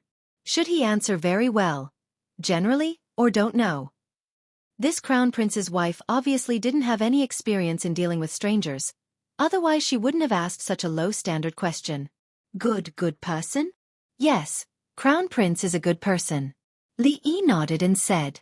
Although using words like weirdo, stupid, and stupid to describe Li Xian might be more appropriate, he was in front of the Crown Prince's wife, so he had to at least give him some face. He had so many flaws that they were innumerable, but Li Xian was still worthy of being called a good person. Li Xianzi, can you give me more details? The voice behind the curtain sounded a little embarrassed. Li Yi sighed, thinking that this Miss Wang must not have had it easy, marrying someone she had never met before. Her married life must not have been very rooey. One had to know that Li Xian had expressed his opposition to this marriage a long time ago. He wanted to find a woman he liked and have a passionate relationship with her. It would be best if they could elope or something like that. Thus, no matter how outstanding the young miss of the Wang family was, she was not chosen by Li Xian himself. Naturally, he would shift his resistance to her. This was also the reason why Li Yi was here. She was in the best period of her life and was full of yearning for love, but reality poured cold water on her. She didn't want her life to go on like this. She wanted to change, but she didn't know how to change. The dignified Crown Prince's concubine was no different from an ordinary woman in this matter. At least half of the reason why things became like this was because of him. Li Yi thought for a moment and said, just as I said, Crown Prince is a good person. He does not have the arrogance of a member of the royal family, does not like to put on airs, likes to pretend to be an ordinary person and mingles with the lower class. He will definitely speak up when he sees injustice. He likes to drink, but his tolerance is very low. He will pass out after one glass of strong wine without water, likes to talk nonsense when drunk, and has a lot to say during meals. He likes to go to brothels, only listens to songs, and does not ask for girls. He also likes all kinds of novel or strange things. If you want to get along well with him, you must know that if two stones of different sizes fall from the same height, they will fall at the same time. You must also know that the ground under our feet is not flat, but a ball. From the Crown Prince's residence, it will take us a long time to return to the starting point. Recently, Crown Prince has been studying problems related to the air. Just like what Crown Prince's wife saw, those guards fly in the sky with big kites on their backs. In a few days, they might sit on a ball that can spit fire and fly even higher. In order to make up for his sins, Li Yi had exposed Li Xian's past. If it was not for the fact that he really did not know about it, he would have revealed whether or not Li Xian had a mole on his butt. Glancing at the woman behind the curtain, who seemed to be extremely shocked, he sighed in his heart. Miss, I can only help you to this point. You have to walk the rest of the road by yourself. If it was not for the fact that he was worried that this noble lady's heart was too conservative and could not accept it, Li Yi even wanted to suggest that she directly drug Li Xian's food. Once the rice was cooked, he would not be able to deny it even if he wanted to. In fact, Crown Prince's wife was not that shocked. Crown Prince's husband was a strange person. She knew this from the first day she married into Crown Prince's residence. On the night of their wedding, she sat on the bed all night, and he sat by the table all night. The two of them just sat like that, not drinking wine, not having the pleasure of the boudoir. None of the things that her mother taught her before she got married were used. Later, he slept in the study every night, and never once stepped into the wedding room. He was very kind to her, very kind. The two of them were more like strangers than husband and wife. She could not walk into his world, and he had never tried to get close to her. The two of them ate together, went out, and went to the cold mountain temple to pray, but that was all they had in common. Before she got married, she had fantasized about what her future husband would be like. Would he be a courteous young man? Or a violent playboy from the royal family? Or perhaps he was just a mediocre crown prince? However, none of these were true. He was courteous and not a playboy at all. Of course, he was not mediocre either. He was highly regarded by the current emperor and was appointed as the supervisor of Gyeonggi province. His ability was equally outstanding, and he could actually make people soar in the sky like a bird. He was so outstanding. He and Gu Shijia were people from two completely different worlds. However, she was not reconciled to it. She had also longed for a Rui husband, just like her current husband. She also hoped that she and her husband could be like her parents. Since God would not directly grant her these things, she certainly had to strive for them through her own efforts. Seeing that there was no movement behind the curtain for a long time, Li Yi shook his head. He did not disturb her and slowly retreated from the room. Li Xian's imperial concubine was clearly a woman with her own ideas. This was something that everyone admired. Li Yi had tried his best to do what he could. He hoped that she could get what she wanted. Li Xian was the kind of person who could not be pulled back after he had made a decision. This was the most he could do. After all, things like entering the bridal chamber should be done by the couple themselves, and he could not help much. Li Xian had not returned yet, and Li Yi did not continue to wait. After leaving a letter, he dragged Mississippi Lu out of the prince's mansion. At the same time, a finished glider of the prince's mansion was also dragged away. The guards of Prince Ning's mansion could not keep something that Mississippi Lu wanted.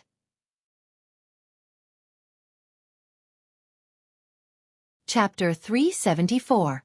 The King of Shu's Invitation? During dinner, Li Xian held a paper raft in his hand. He shook his head and murmured, "He's been targeted so quickly. As expected, no matter where he is, he'll be noticed in the shortest amount of time. Forget it, forget it. That guy is likely to be the future emperor, and he's very vengeful. It's not good to offend him." He casually put the paper raft aside, clearly not taking this matter to heart. Offending a prince who could ascend the throne was clearly not a wise decision for Li Yi. However, he himself was not worried. He and the King of Shu did not see eye to eye, but in the worst case, he could just return to Qing'an Prefecture. The King of Shu would not make a move against a powerful prince over such a small matter. In the room, other than the servants standing to the left and right, there was only the crown prince and his consort eating at the table. Husband. When dinner was about to end, the crown prince's consort suddenly put down her jade chopsticks and looked up at Li Xian. What's the matter? Li Xian looked at her in confusion. Although they were husband and wife in name, the two of them did not speak much, especially during dinner. These days, he had long gotten used to this kind of silence. When I was tidying up the study today, I saw a document that my husband dropped. It said that 2 stones of different sizes fell from the same height and landed at the same time. Is that true? The crown prince's consort looked at Li Xian with a faint expression of confusion. Shouldn't the big stone fall first? Hearing this, Li Xian was startled. It seemed that he did not expect the crown prince's consort to ask him this question. It turned out that she was not only interested in calligraphy and painting. Other than the 4 arts, Li Xian suddenly discovered another side of the crown prince's consort. Inexplicably, his mood improved. He put down his chopsticks and stood up. Practice is the only way to test the truth. As for what the truth of the matter is, we'll know by doing an experiment. Walking out of the door, he waved at a guard not far away and said, "Lu Liang, come over here. Pick up 2 stones and climb up to the roof." The guards of the crown prince's residence were already familiar with this kind of thing. Throwing stones, leaves, silver, and what kind of effect would satisfy the crown prince? This was a piece of cake for them. How could this be? Seeing the 2 stones fall to the ground at the same time, the crown prince's consort revealed a look of perfect disbelief. Li Xian held her hand and only let go after bringing her to the spot where the stone landed. He explained with a smile. Actually, the size of the stone has nothing to do with its size. However, if it's a stone or a leaf, the result will be different. This means that our surroundings are filled with something that I call air. Seeing the crown princess looking at him with admiration, Li Xian only felt very carefree in his heart. Other than Li Yi, there was actually someone else who was interested in what he did. No, Li Yi had never been interested in what he was doing. He was an omniscient pervert. It was hard to find a confidant in one's life. Li Xian, who was in an extremely excited state, naturally did not notice the faint smile on the crown prince's consort's face. How could those guards fly on a kite? Li Xian furrowed his brows. He was aware of the situation, but he didn't know why. He scratched his head and said, "This problem is rather complicated. I only have some ideas. Let's go to the study room and talk about it." Hey.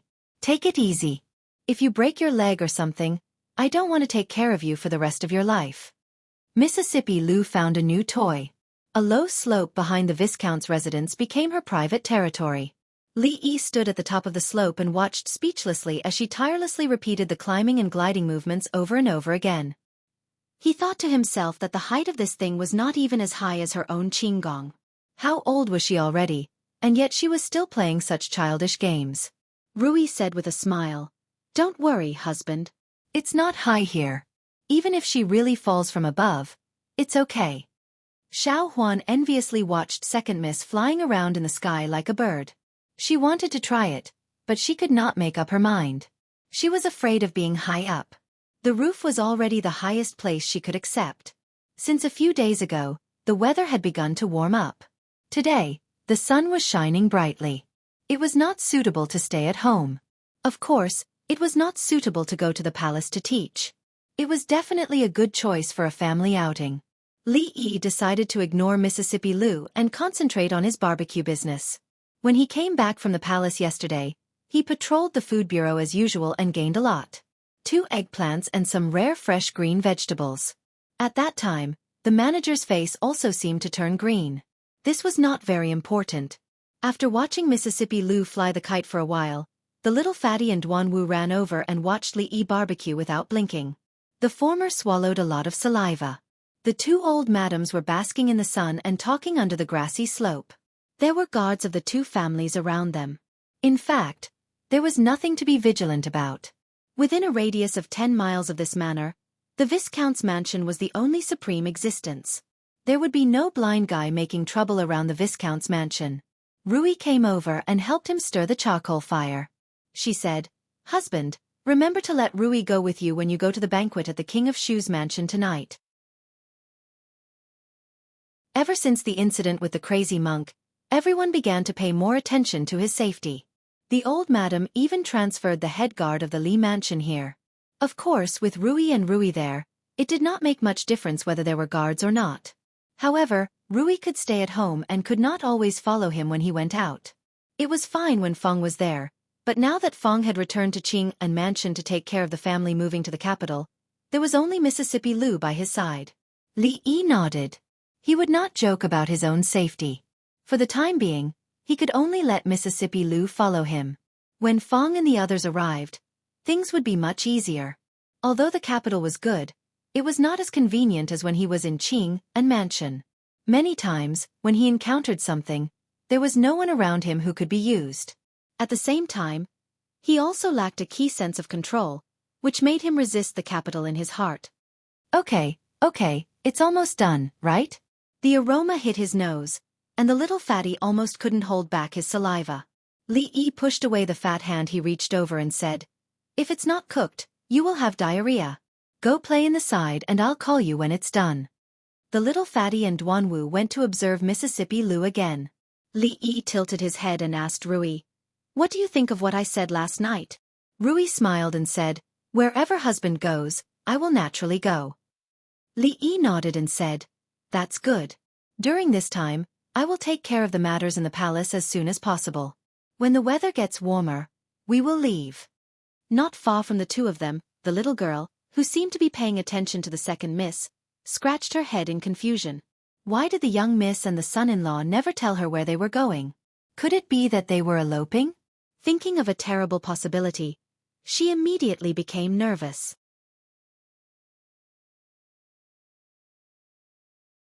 Chapter 375. Tonight was the day of the King of Shu's banquet. Li Yi only intended to go through the motions and not embarrass the king. Therefore, he did not need to prepare much. In the afternoon, he was still preparing for his lessons in his room.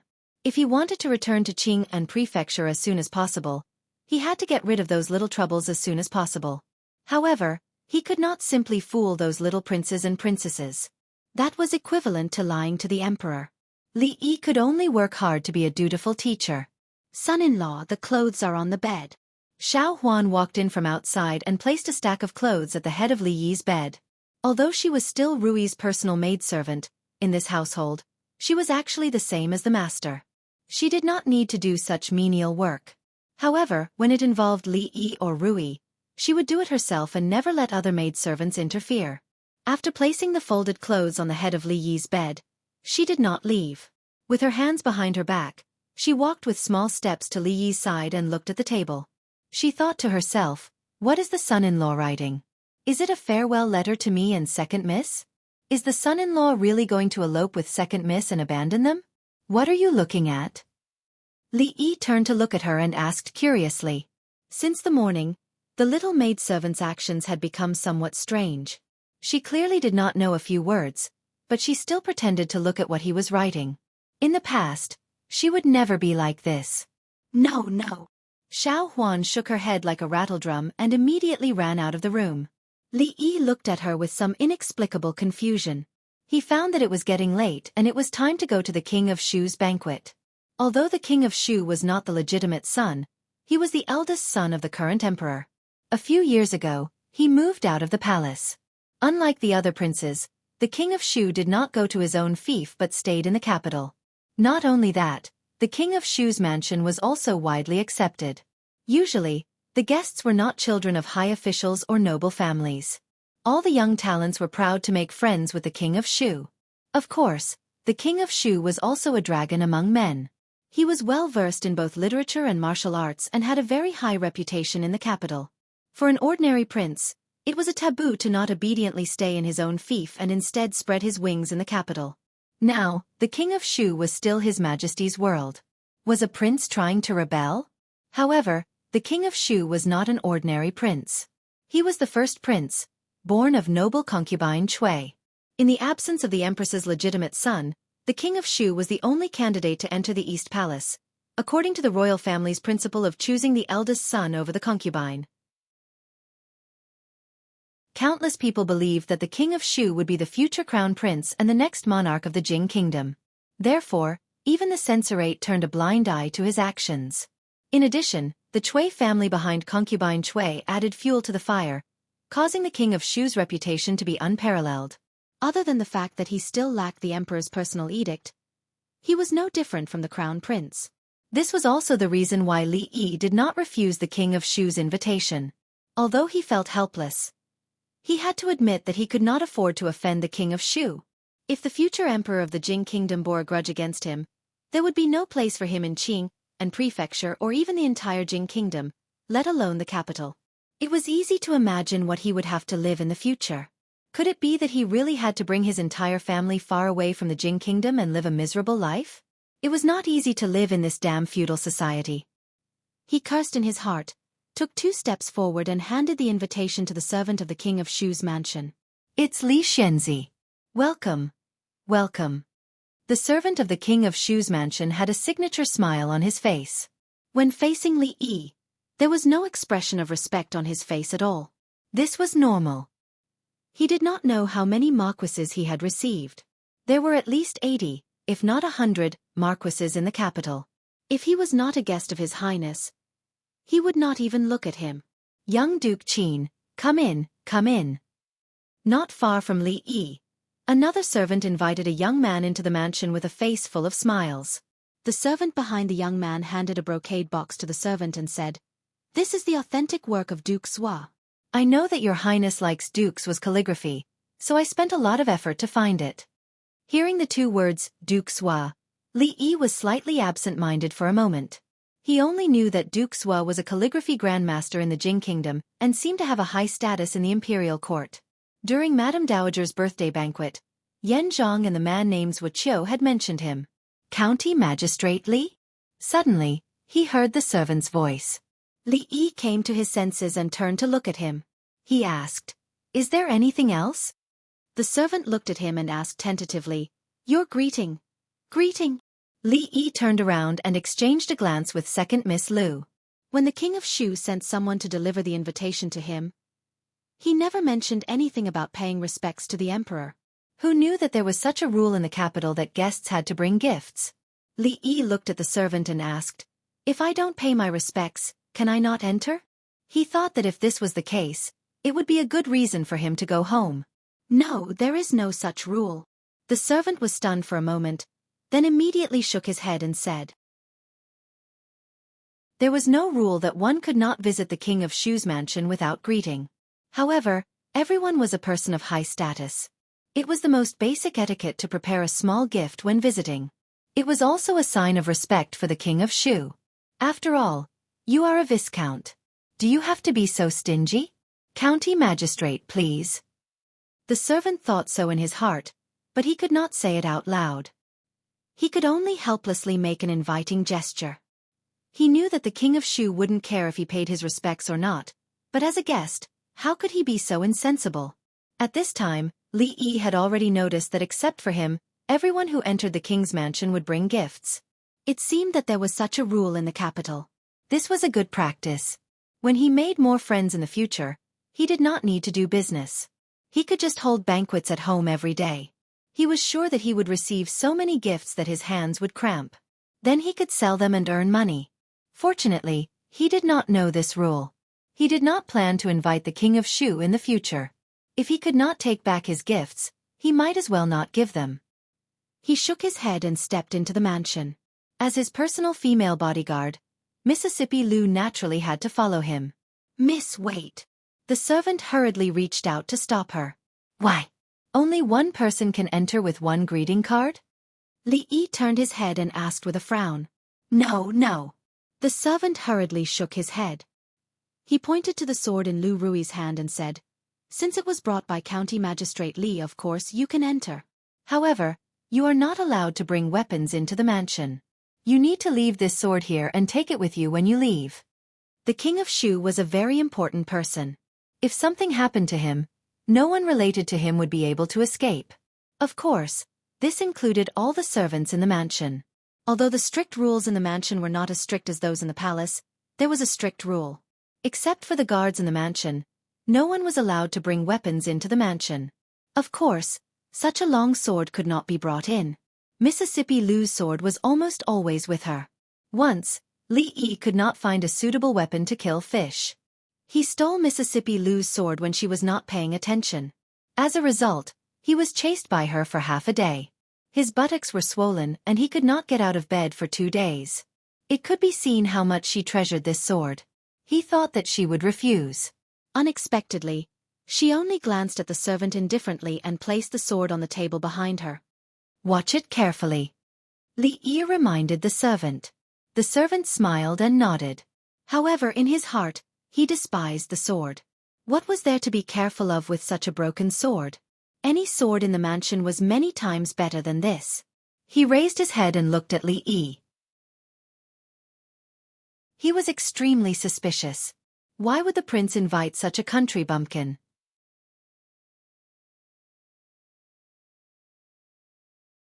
Chapter 376. A small viscount was not worthy of the servants of the king of Shu's mansion to treat him with respect, let alone a country bumpkin viscount. A servant led him to a large pavilion and placed him in a relatively remote corner. The interior of the building was brightly lit. From time to time, people would enter and leave, and the surroundings were filled with noises. On the table in front of him were all sorts of fruits, vegetables, and pastries. The drinks were of high quality, and the standard was not low. From this, it could be seen that the king of Shu was also a man of taste. There were rows of tables on both sides. At this time, some of the tables were already occupied, and some acquaintances were gathered together, laughing and chatting loudly. More than 10 dancers were dancing on the red carpet in the center. Their ankles were bare, and their clothes were revealing. As they danced, a piece of smooth skin would often be exposed. If he didn't know that this was the King of Shu's mansion, Li might have thought that this was a place like the Myriad Fragrance Pavilion or the Jade Courtyard. The dancers danced so coquettishly that many people stared at them, as if their souls had been hooked. Is it beautiful? Just as Li Yi was engrossed in watching, a faint voice came from beside him. Beautiful. Li Yi nodded. As soon as he said this word, he immediately realized something. He changed his tone and said with a serious expression, Beautiful my ass. This is not a dance. It's obviously coquettish. It's an insult to the culture. I didn't expect the King of Shu to be such a person. It's really disappointing. Li Yi deeply condemned the hypocritical behavior of the King of Shu.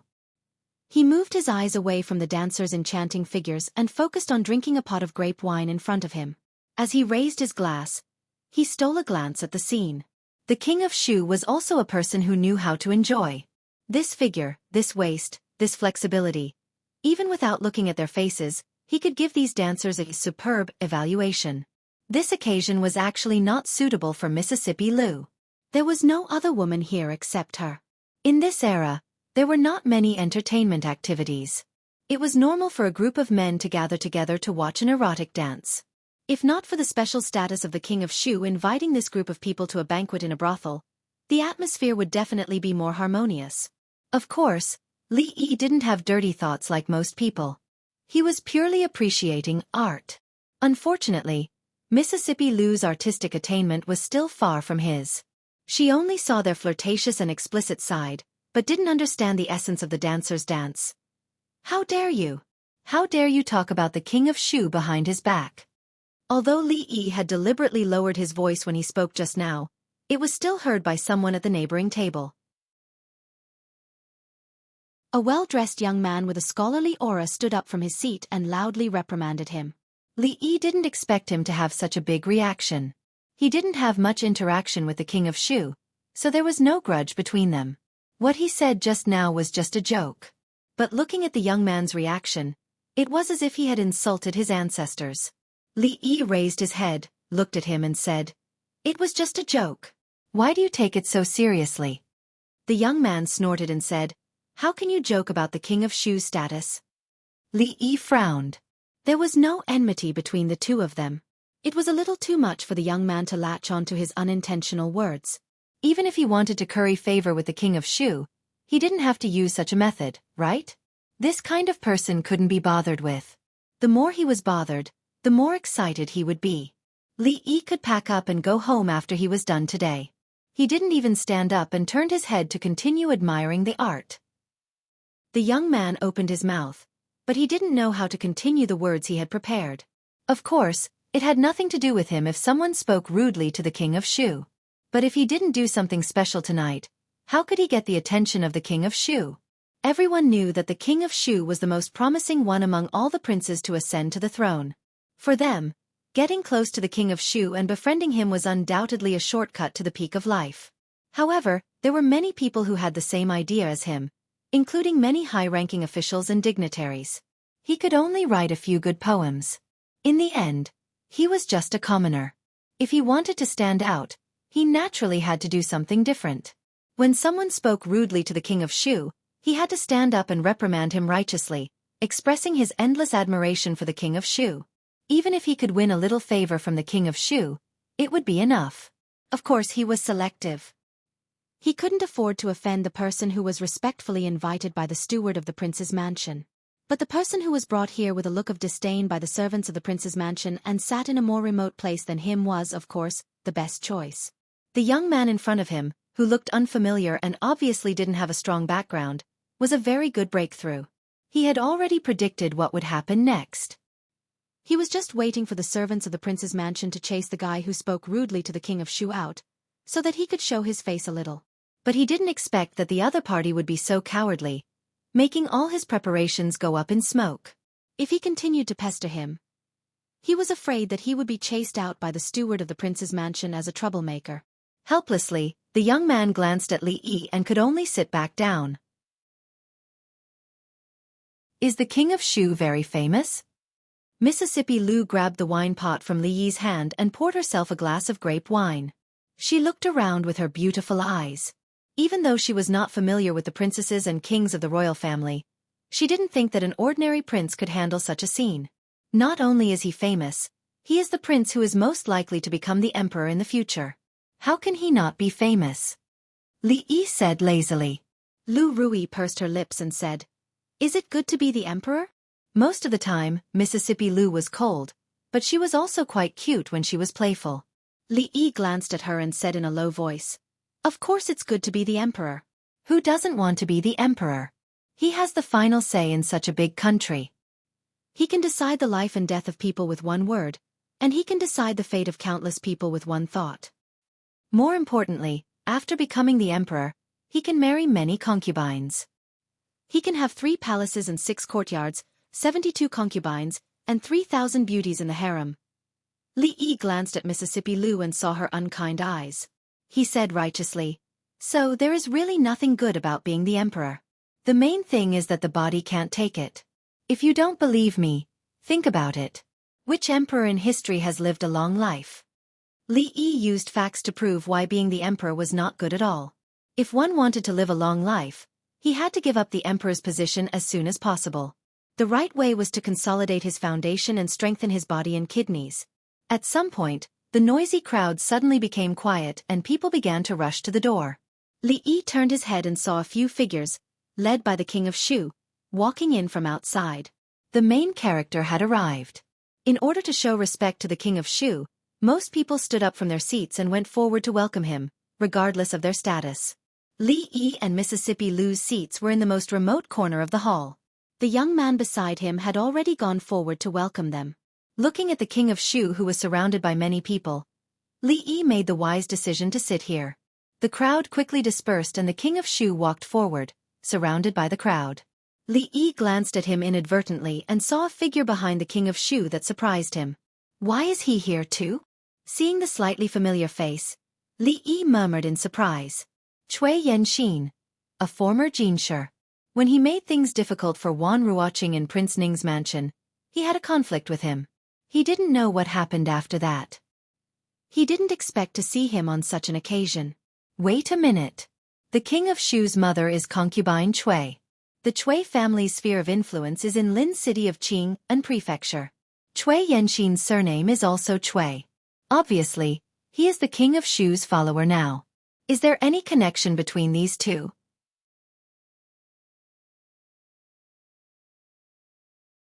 Chapter 377. As the saying goes, enemies are bound to meet on a narrow road.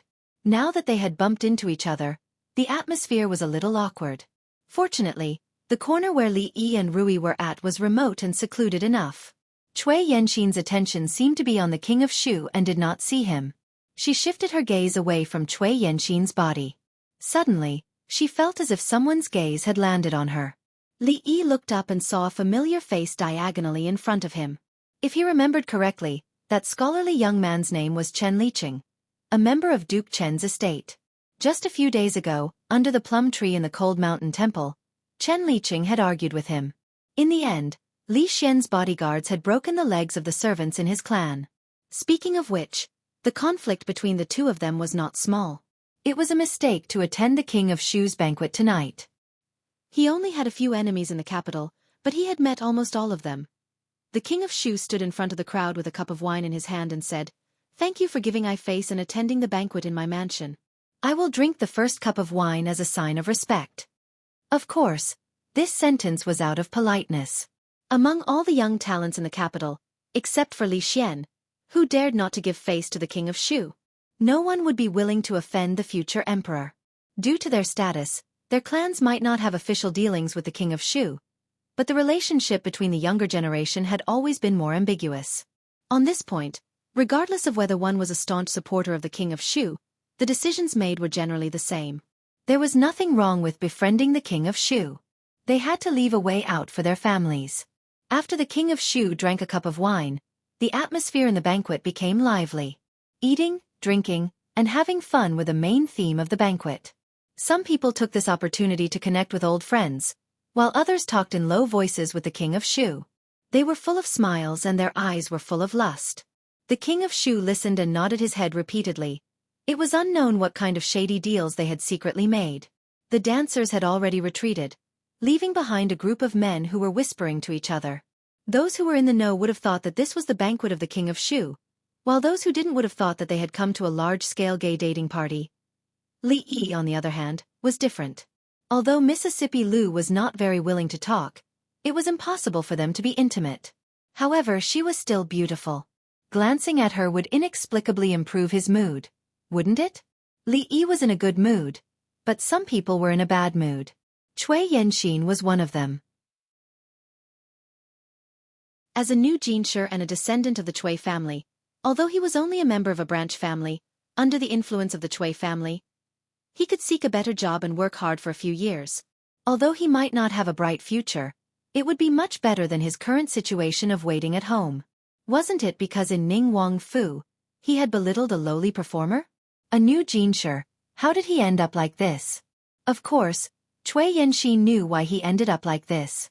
He didn't dare to hate Ningguang, the Ministry of Personnel, and of course, he didn't dare to hate the current emperor.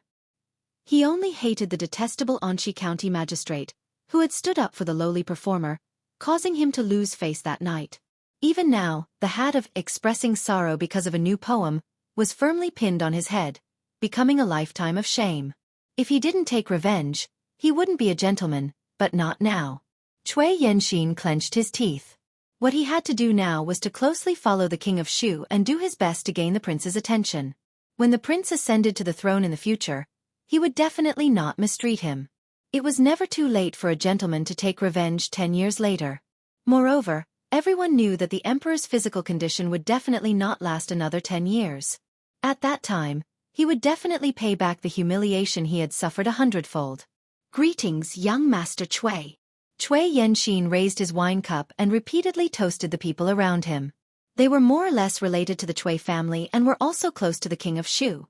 Naturally, his status had also risen.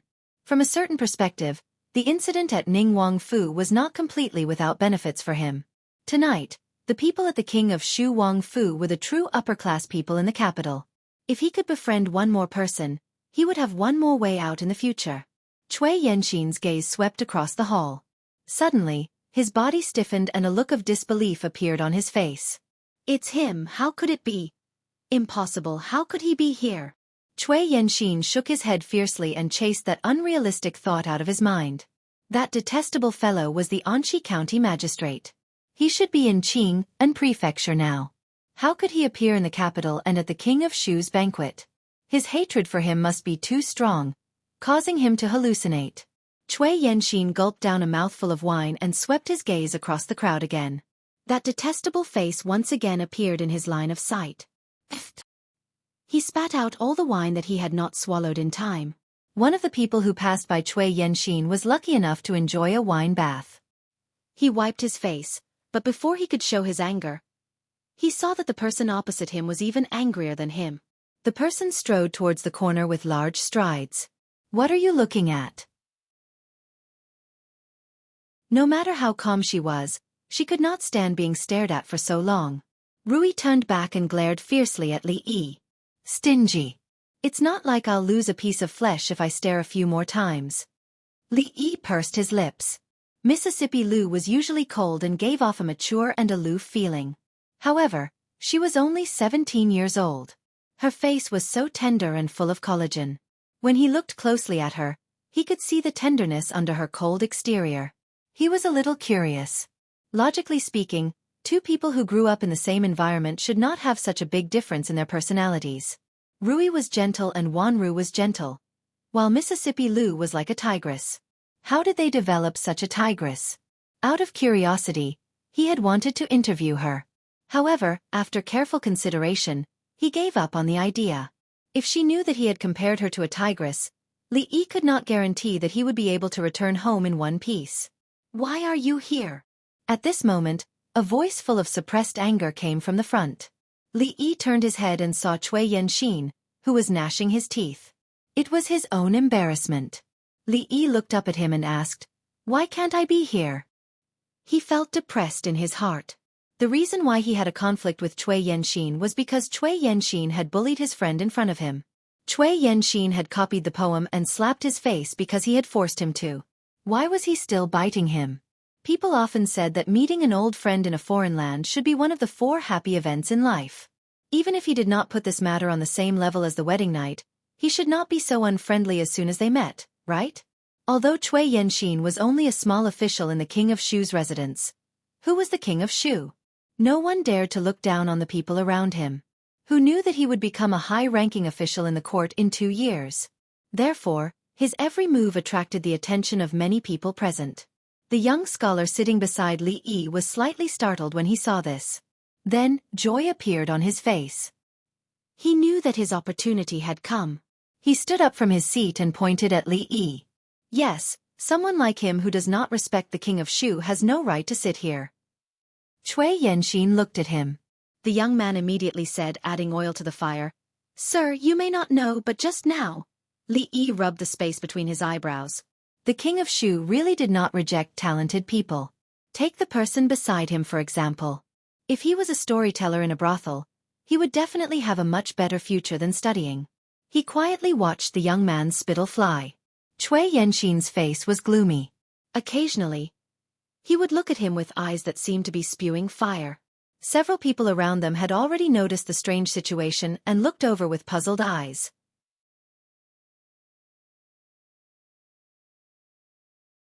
Chapter 378.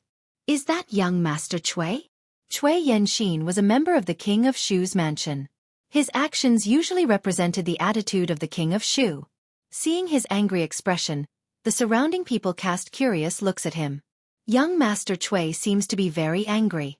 What happened just now? I don't know. But that person looks a little strange. I've never seen him before. I didn't expect him to be qualified to attend His Highness's banquet. It seems that he and Cui Yenxin have a big grudge. But they happened to meet here. He can only blame his bad luck. The King of Shu had a wide range of friends. Whether they were high officials or poor disciples, as long as they had a certain characteristic that caught the eye of His Highness, they could become guests of the King of Shu's mansion. However, in the end, there were still differences in status among the guests. Having the qualifications to attend the banquet did not mean that His Highness valued him. At least, this young man who had offended Cui Yenxin had unfortunately bumped into the tip of the knife this time. While listening to the young man's spittle describing how disrespectful Li Yi was to the King of Shu, Cui Yenxin gradually calmed down. He had been so agitated just now because of his strong resentment against him. But he was very clear that this was the King of Shu's mansion. Even if he was a person of His Highness, he could not act without scruples.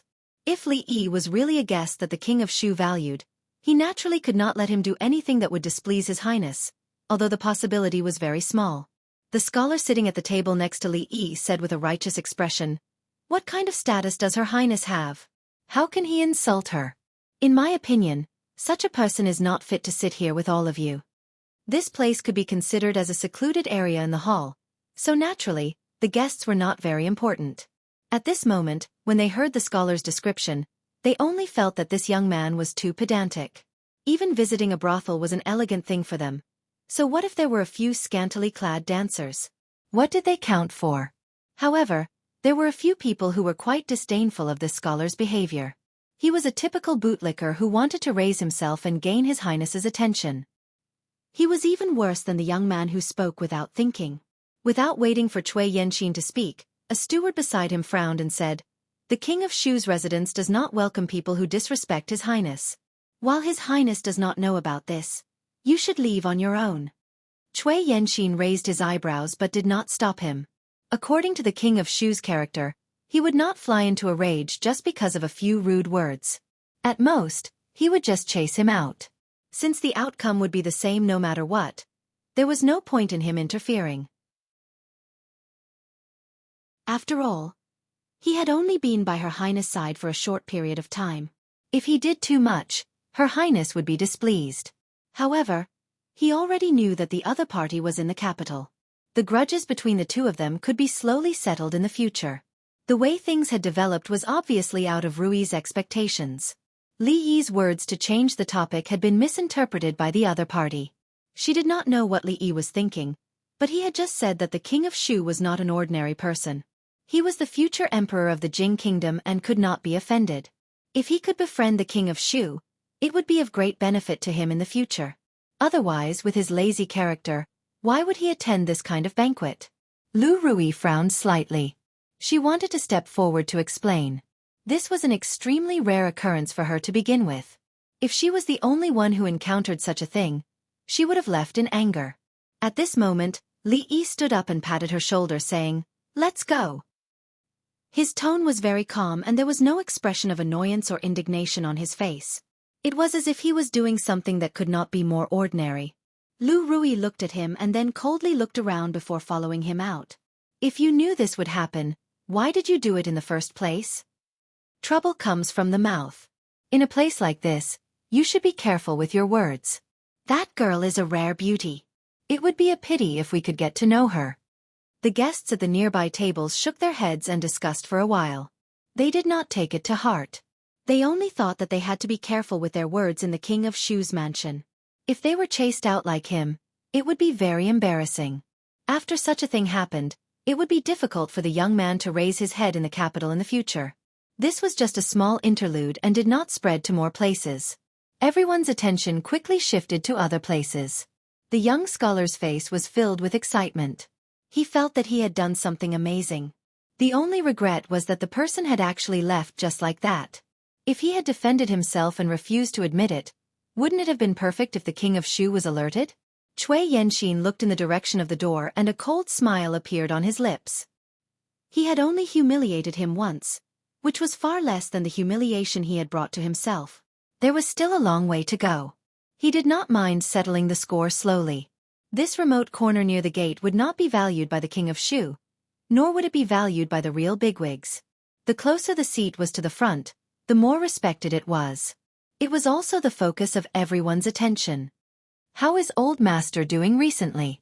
Li Xian, the king of Shu, smiled and asked a young man of the same age beside him. The young man smiled and said, "Your Highness, thank you for your concern. Grandpa has always been healthy."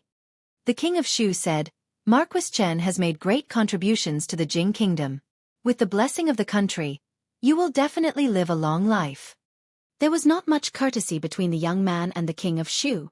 The Chen family had always been on the side of the king of Shu and they had known each other since childhood. He looked at the other person opposite him and said, "I didn't know that Qingyu had come to the capital city until today. Why didn't you inform me before?" Cui Qingyu smiled and said, "I just arrived the day before yesterday. I have been busy with other affairs these days and didn't even have time to visit the king of Shu's mansion." After saying this, he raised the wine cup in front of him and said, "I will punish myself with a cup first." "1 cup is not enough.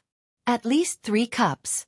Another laughter came from the side and filled Cui Qingyu's cup again. "After so many years, Qinyu, you still haven't changed your bad habit." Cui Qingyu looked at the man and shook his head. He drank up the wine in his cup again. The 4 of them were chatting and laughing casually, but the people at the surrounding tables were not so relaxed. The reason was that apart from the king of Shu, the other 3 people were also very extraordinary. Chen Lijun, the eldest grandson of Marquis Chen, Cui Qingyu, the eldest grandson of the Cui family, and Qin Yu, the only male heir of Marquis Qin. Any of their families could shake the whole capital city with a stomp of their feet.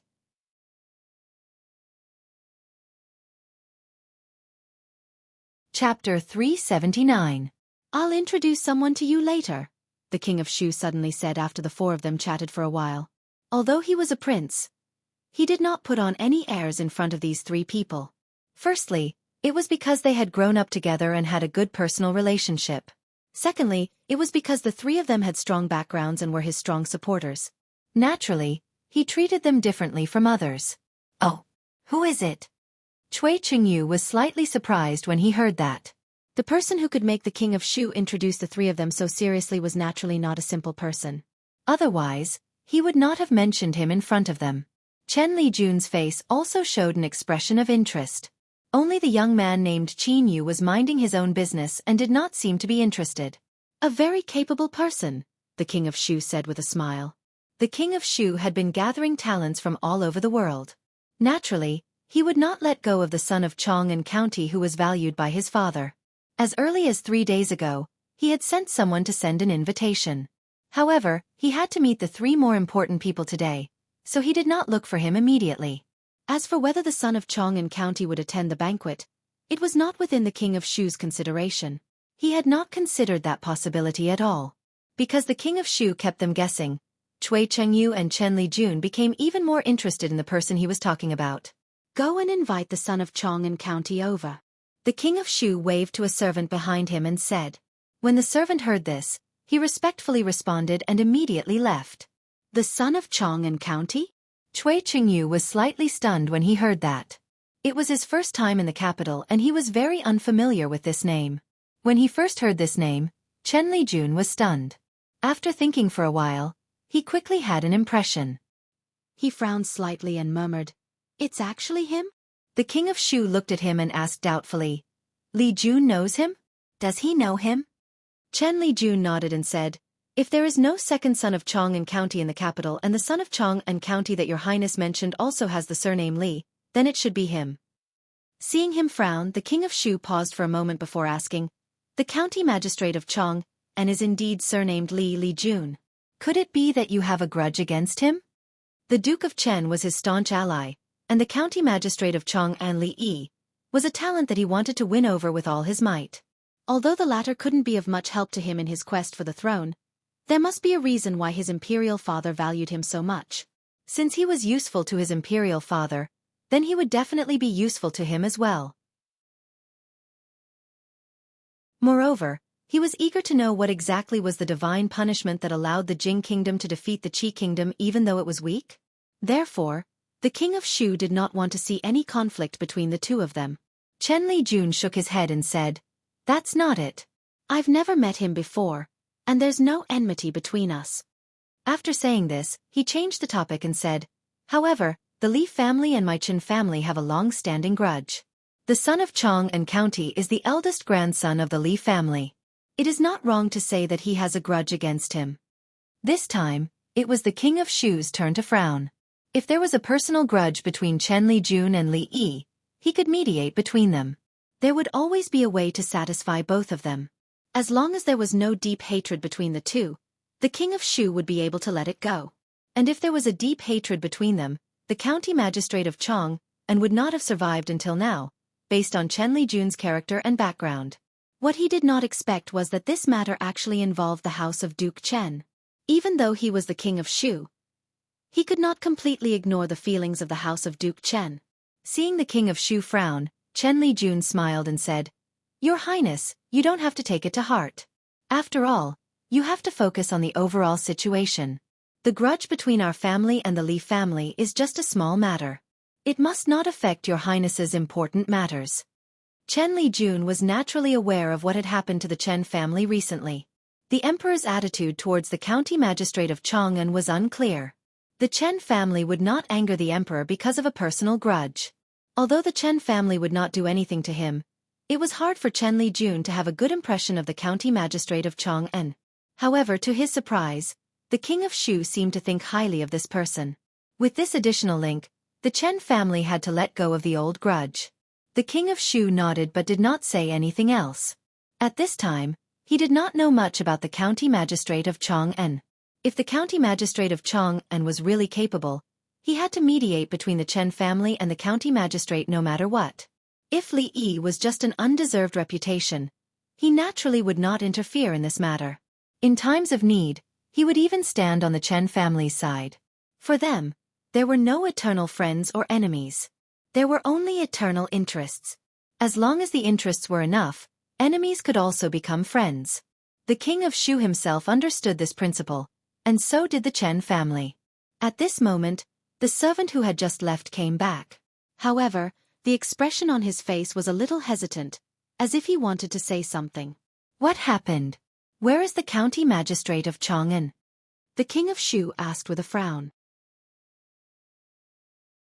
"Your Highness, the county magistrate of Chang'an is not here." The servant immediately replied. "He didn't come tonight?" The King of Shu frowned even more. Could it be that between him and Li Xian, Li Yi really chose the latter? No, no. The servant hurriedly explained. The county magistrate of Chang'an was here tonight, but just now. He was driven out by Steward Wu. What? The king of Shu slammed the table fiercely and stood up from his seat. The county magistrate of Chang'an was someone he attached great importance to.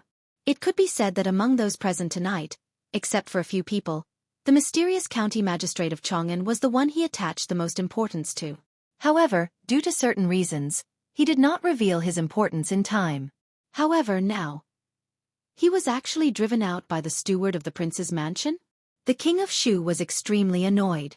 He was the only one who had attended his father's private banquet. Even the king of Shu himself had not received such an honor.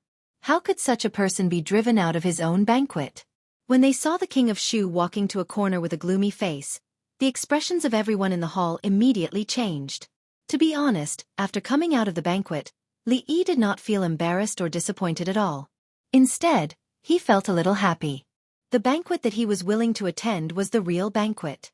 It was better not to attend this so-called banquet that he obviously did not want to attend, but still had to go through the motions. After walking out of the king of Shu's mansion, Mississippi Lu followed behind him without saying a word. Li Yi had long been used to her silence, but he felt that this kind of silence was a little different today. At a certain moment, a cold voice suddenly came from behind.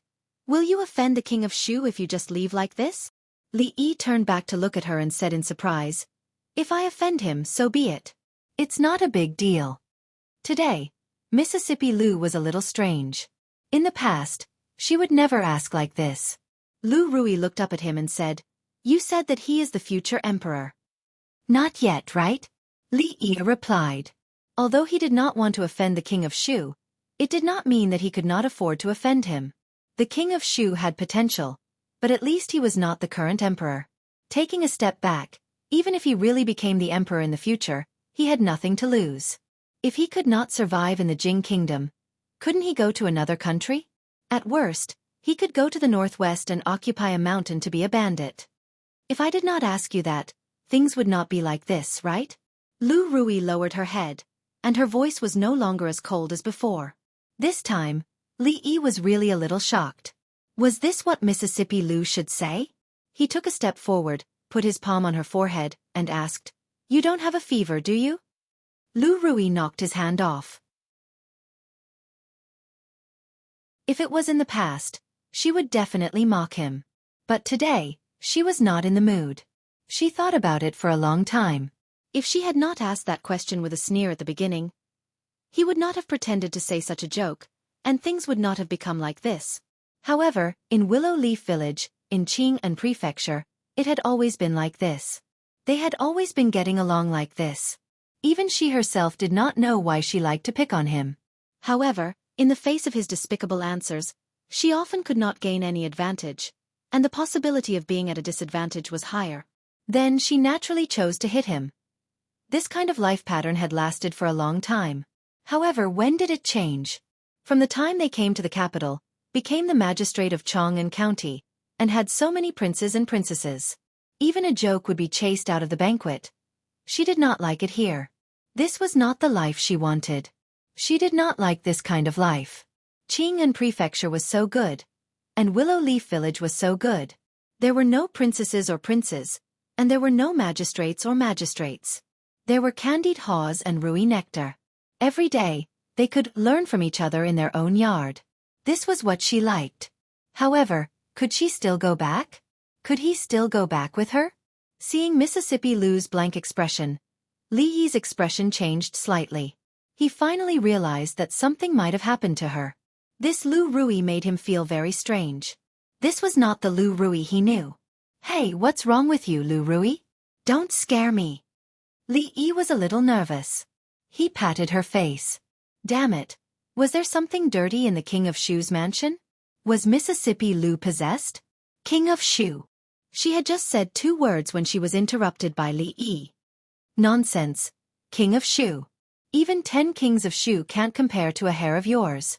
Li Yi said impatiently. Why was she talking about the King of Shu at this time? He held her shoulder and asked, What's wrong with you? Do you feel uncomfortable anywhere? This place is not far from the palace. I'll go to the palace to find an imperial doctor. Hearing this, Lu Rui looked up at him, and her delicate body trembled slightly. Oh no, why are you trembling? Li Yi murmured. He looked even more anxious and hurriedly said, Hurry up, let's go to the palace immediately. Fortunately, I didn't forget to bring the palace entry token today.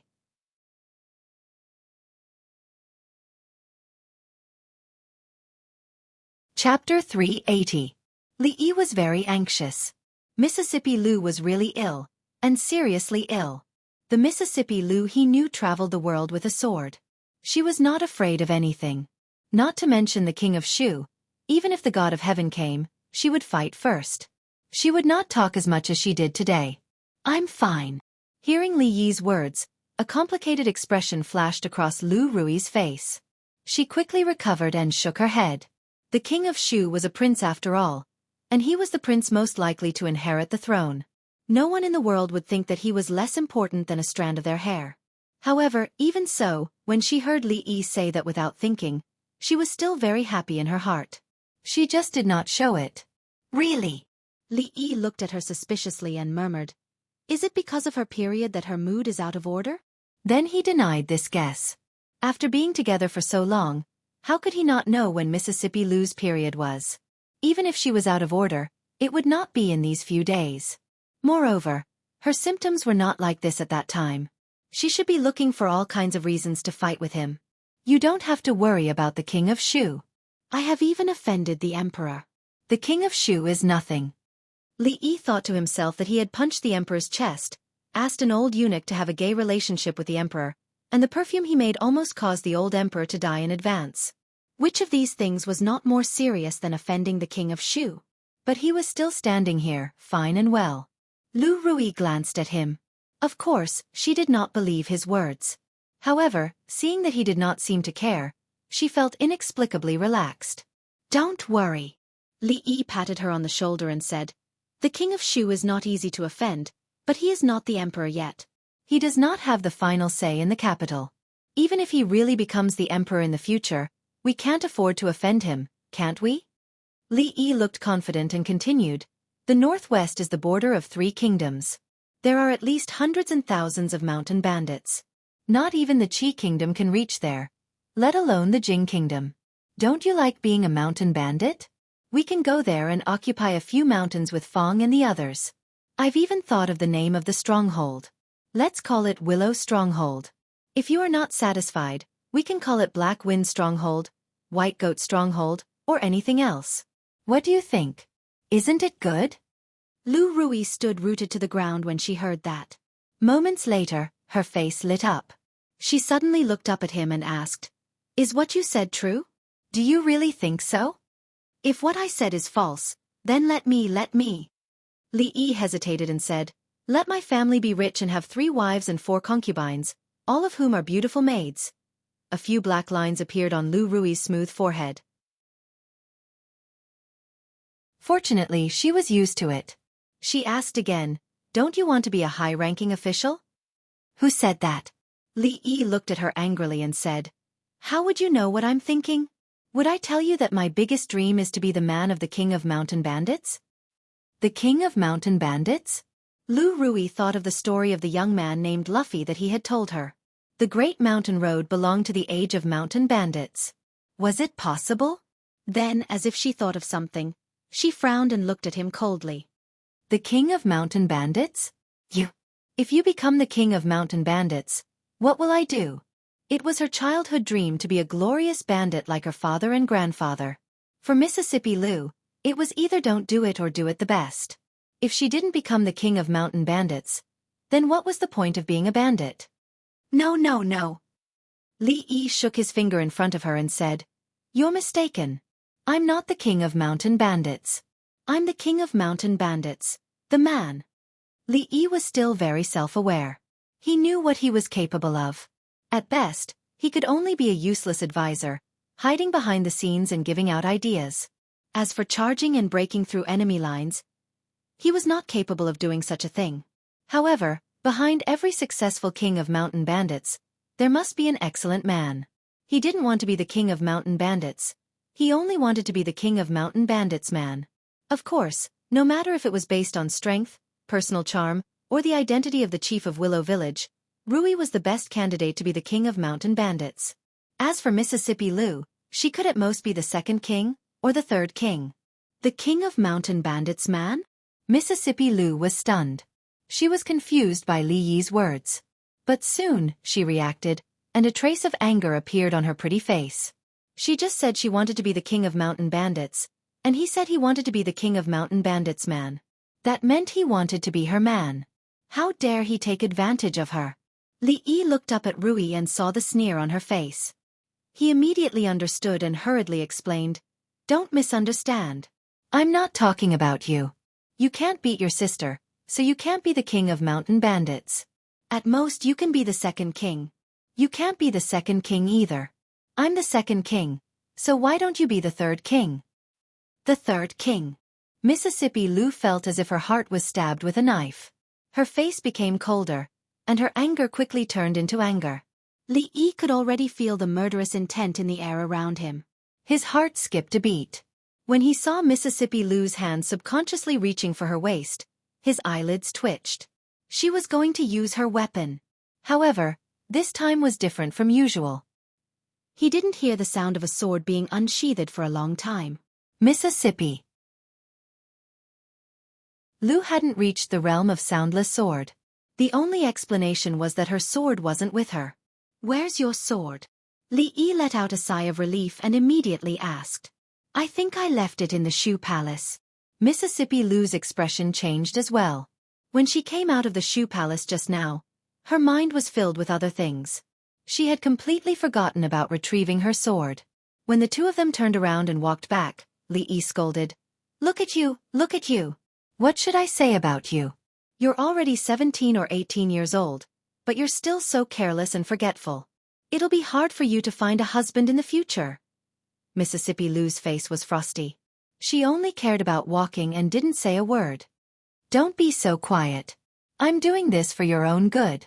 Your sister usually spoils you, but this can't go on. With such a temper, how can you get married in the future? Say something." "Shut up." After Mississippi Lu spoke, Li Yi didn't say anything. After saying so much, he felt a little thirsty. If he had known this would happen, he would have gotten a bottle of grape wine from the Shu Palace. At least it could moisten his throat now. Fortunately, his words didn't go to waste. Finally, he managed to persuade Mississippi Lu to return to her normal self. Lu Rui was the one with a frosty face who drew her sword at the slightest disagreement. Lu Rui was the one with the dream of becoming the king of bandits. Lu Rui was the one who chose to solve the problem with violence after being humiliated into anger. She wasn't the one who compromised and was chased out of the banquet while worrying about offending people.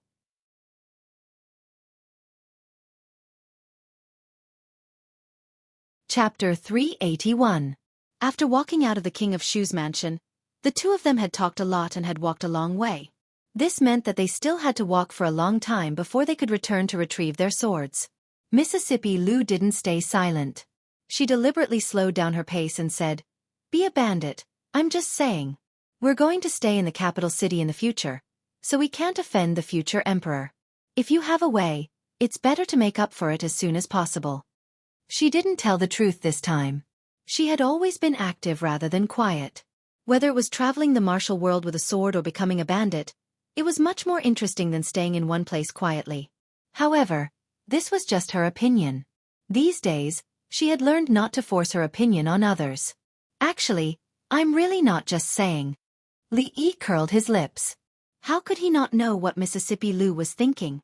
With her personality, would she stay in one place quietly? Mississippi Lu frowned. "In this peaceful world, where would we be bandits?" "Didn't I say it just now?" In the northwest, between the high mountains and lofty ridges, the Jing Kingdom, the Qi Kingdom, and the Wu Kingdom have always been a lawless and chaotic land. There are countless bandits and horse bandits. They attack cities and rob traveling caravans.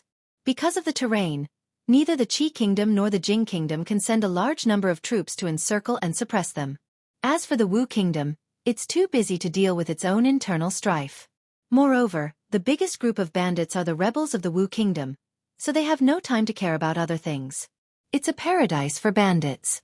Li Yi looked at Mississippi Lu and sighed. He said with disappointment, How many times have I told you to read more and gain more knowledge? But you just won't listen. Look, you're stupid when it's time to use it. Lu Rui clenched her teeth. She swore that if it weren't for the fact that she didn't have autumn water with her, she would have poked a few holes in his body. However, this could be done later. There was one thing she had to confirm now. Do you really want to be a bandit? She didn't raise her head to look at Li Yi.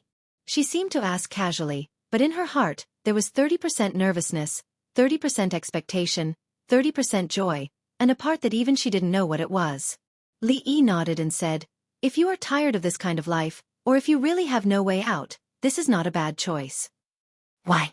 Mississippi Lu had a lot of questions today. Because you like being a bandit. Li Yi looked back at her and said matter-of-factly.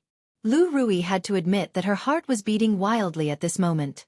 She was 50% nervous and 40% happy, but there was also a complicated emotion that she still didn't know what it was. How is it? Li Yi suddenly asked just as she was troubled by this feeling that she had never felt before. What? How is it? Lu Rui lowered his head and asked in a trembling voice, which was obviously different from usual. Are you touched by what I said? Li Yi turned around and said to her with a smile. Do you have a conscience?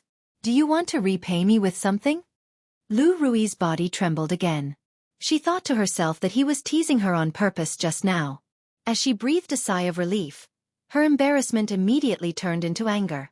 She asked with a frosty face, how do you repay me? For example, by marrying me? By marrying me? Li Yi looked at her from head to toe and said with a pout, you wish. I mean, do you have any special secret techniques that you can teach me? The kind that is very powerful. That way, if I were to encounter someone like that crazy monk again, at least I would have the ability to protect myself. In your dreams. Mississippi Lu's chest rose and fell, but she quickly regained her composure. When she opened her mouth, her voice became extremely cold. She said, all right, I happen to have a set of powerful palm technique that is a secret of our Lu family. It has always been passed down to the female disciples and not the male disciples. I will make an exception and teach it to you now. In an instant, the wind from the palm whistled. The early spring actually had the somber feeling of late autumn. Li Yi limped towards the direction of the Shu King's residence. It was not because of the inhumane torture that Second Miss Lu had inflicted on him, but because he had accidentally sprained his ankle when he was running away. Although it was not too serious, he still needed to limp to feel better. At this moment, the steward of the King of Shu's mansion, who had chased Li Yi and Qin Wanru out of the mansion, stood at the door with a pale face. He asked the servant who welcomed the guests, Did 2 people walk out of here just now? Yes, there were 2 people, a man and a woman. They are both young. The servant answered the steward's question honestly. He had been wondering why a guest had left when the birthday banquet had just begun. Now, seeing Steward Su's expression, the doubt in his heart deepened. Left. Hearing this, Steward Su's legs turned to jelly and he almost fell to his knees. He knew very well that if the honored guest that the prince cared about had really left, he who had chased him away would have to bear the prince's wrath. That was obviously a young scholar sitting in the corner. These people would be present at every banquet in the Shu King's mansion. They did not have a strong background and were destined to not have any great achievements. They were just a group of people who wanted to climb up the Shu King's mansion just because they could recite a few lines of poetry. As the steward of the Shu King's mansion, he had chased them away. Moreover, young Master Cui had also asked him to do so. But he had never imagined that this person was actually the honored guest of the prince, to the point that the prince would personally ask about him. But since he was the honored guest, why was he sitting in such a position? All of this was no longer important. What was important was that the honored guest of the prince had left. He had chased him away. The scholar who had falsely accused the honored guest had already been beaten out of the back door. From then on, he would never be able to raise his head in the capital again. Thinking of the scholar's ending, Steward Su seemed to have already seen his dark future. No, he no longer had a future. If the heavens could give him another chance, he would definitely sew his mouth shut. That way, he would not say anything offensive and things would not have turned out this way. Finally, as if the heavens had heard his call, just as Steward Su's heart was sinking into a bottomless abyss, a somewhat familiar voice suddenly rang in his ear. To the current Steward Su, This voice was even more beautiful than the sounds of nature. "I'm here to retrieve that sword. When I entered, I left it here," Li Yi said to the servant of the Prince of Shu's residence. The servant of the Prince of Shu's residence recognized this country bumpkin and also remembered that before he entered, he had indeed left a sword here. It was on the table behind him. He thought to himself that the person who had just walked out of the residence was him. It seemed that Steward Su had also come out for him. The servant took the sword from the table behind him and handed it over. Li Yi lowered his head to take a look. It was indeed Mississippi Lu's sword. She was still waiting for him under the tree in front of him. Li Yi took the sword and prepared to turn to leave. Just at this moment, he suddenly felt his calf tighten. When he looked down, he discovered that his leg was being hugged. The steward who had arrogantly asked him to leave the Prince of Shu's residence was now kneeling on the ground. One hand was hugging his thigh, and the other was slapping his own face. He wailed, "Just now I had eyes but failed to recognize Mount Tai. Please don't blame me, His Highness, the Prince of Shu invites you back quickly."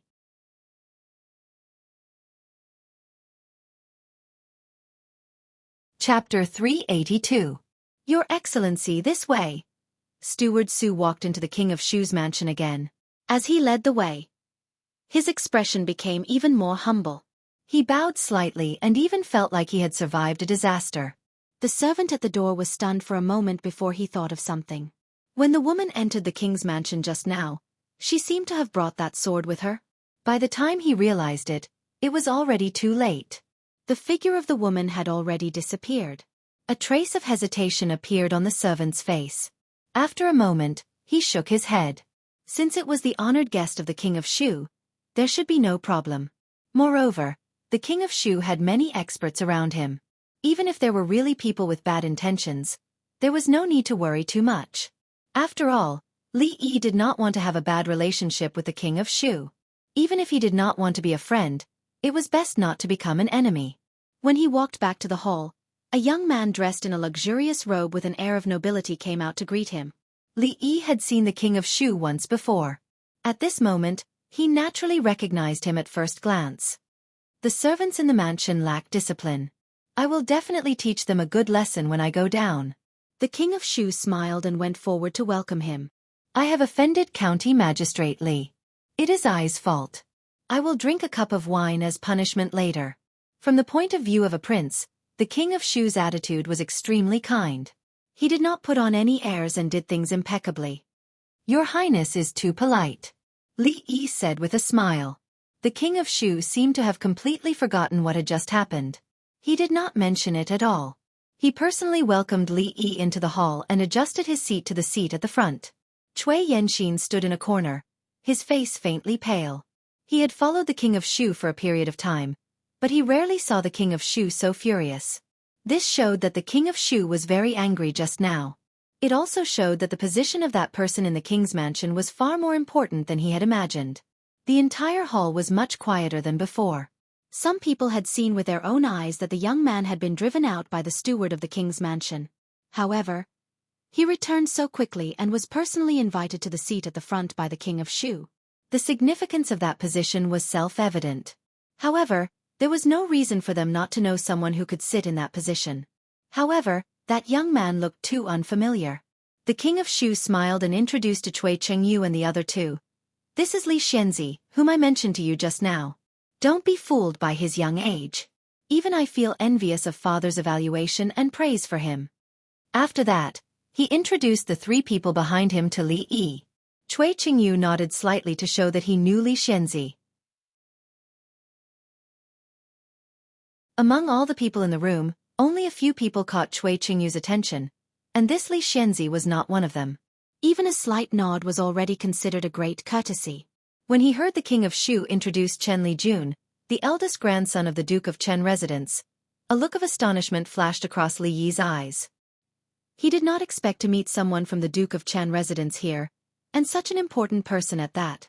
He did not know what the eldest grandson of the Duke of Chen was thinking, but he actually smiled at Li Yi and nodded slightly like Cui Chengyu. This made Li Yi a little wary. This person was shrewd and not suitable to be a friend. The last young man, Qin Yu, did not wait for the King of Shu to introduce him.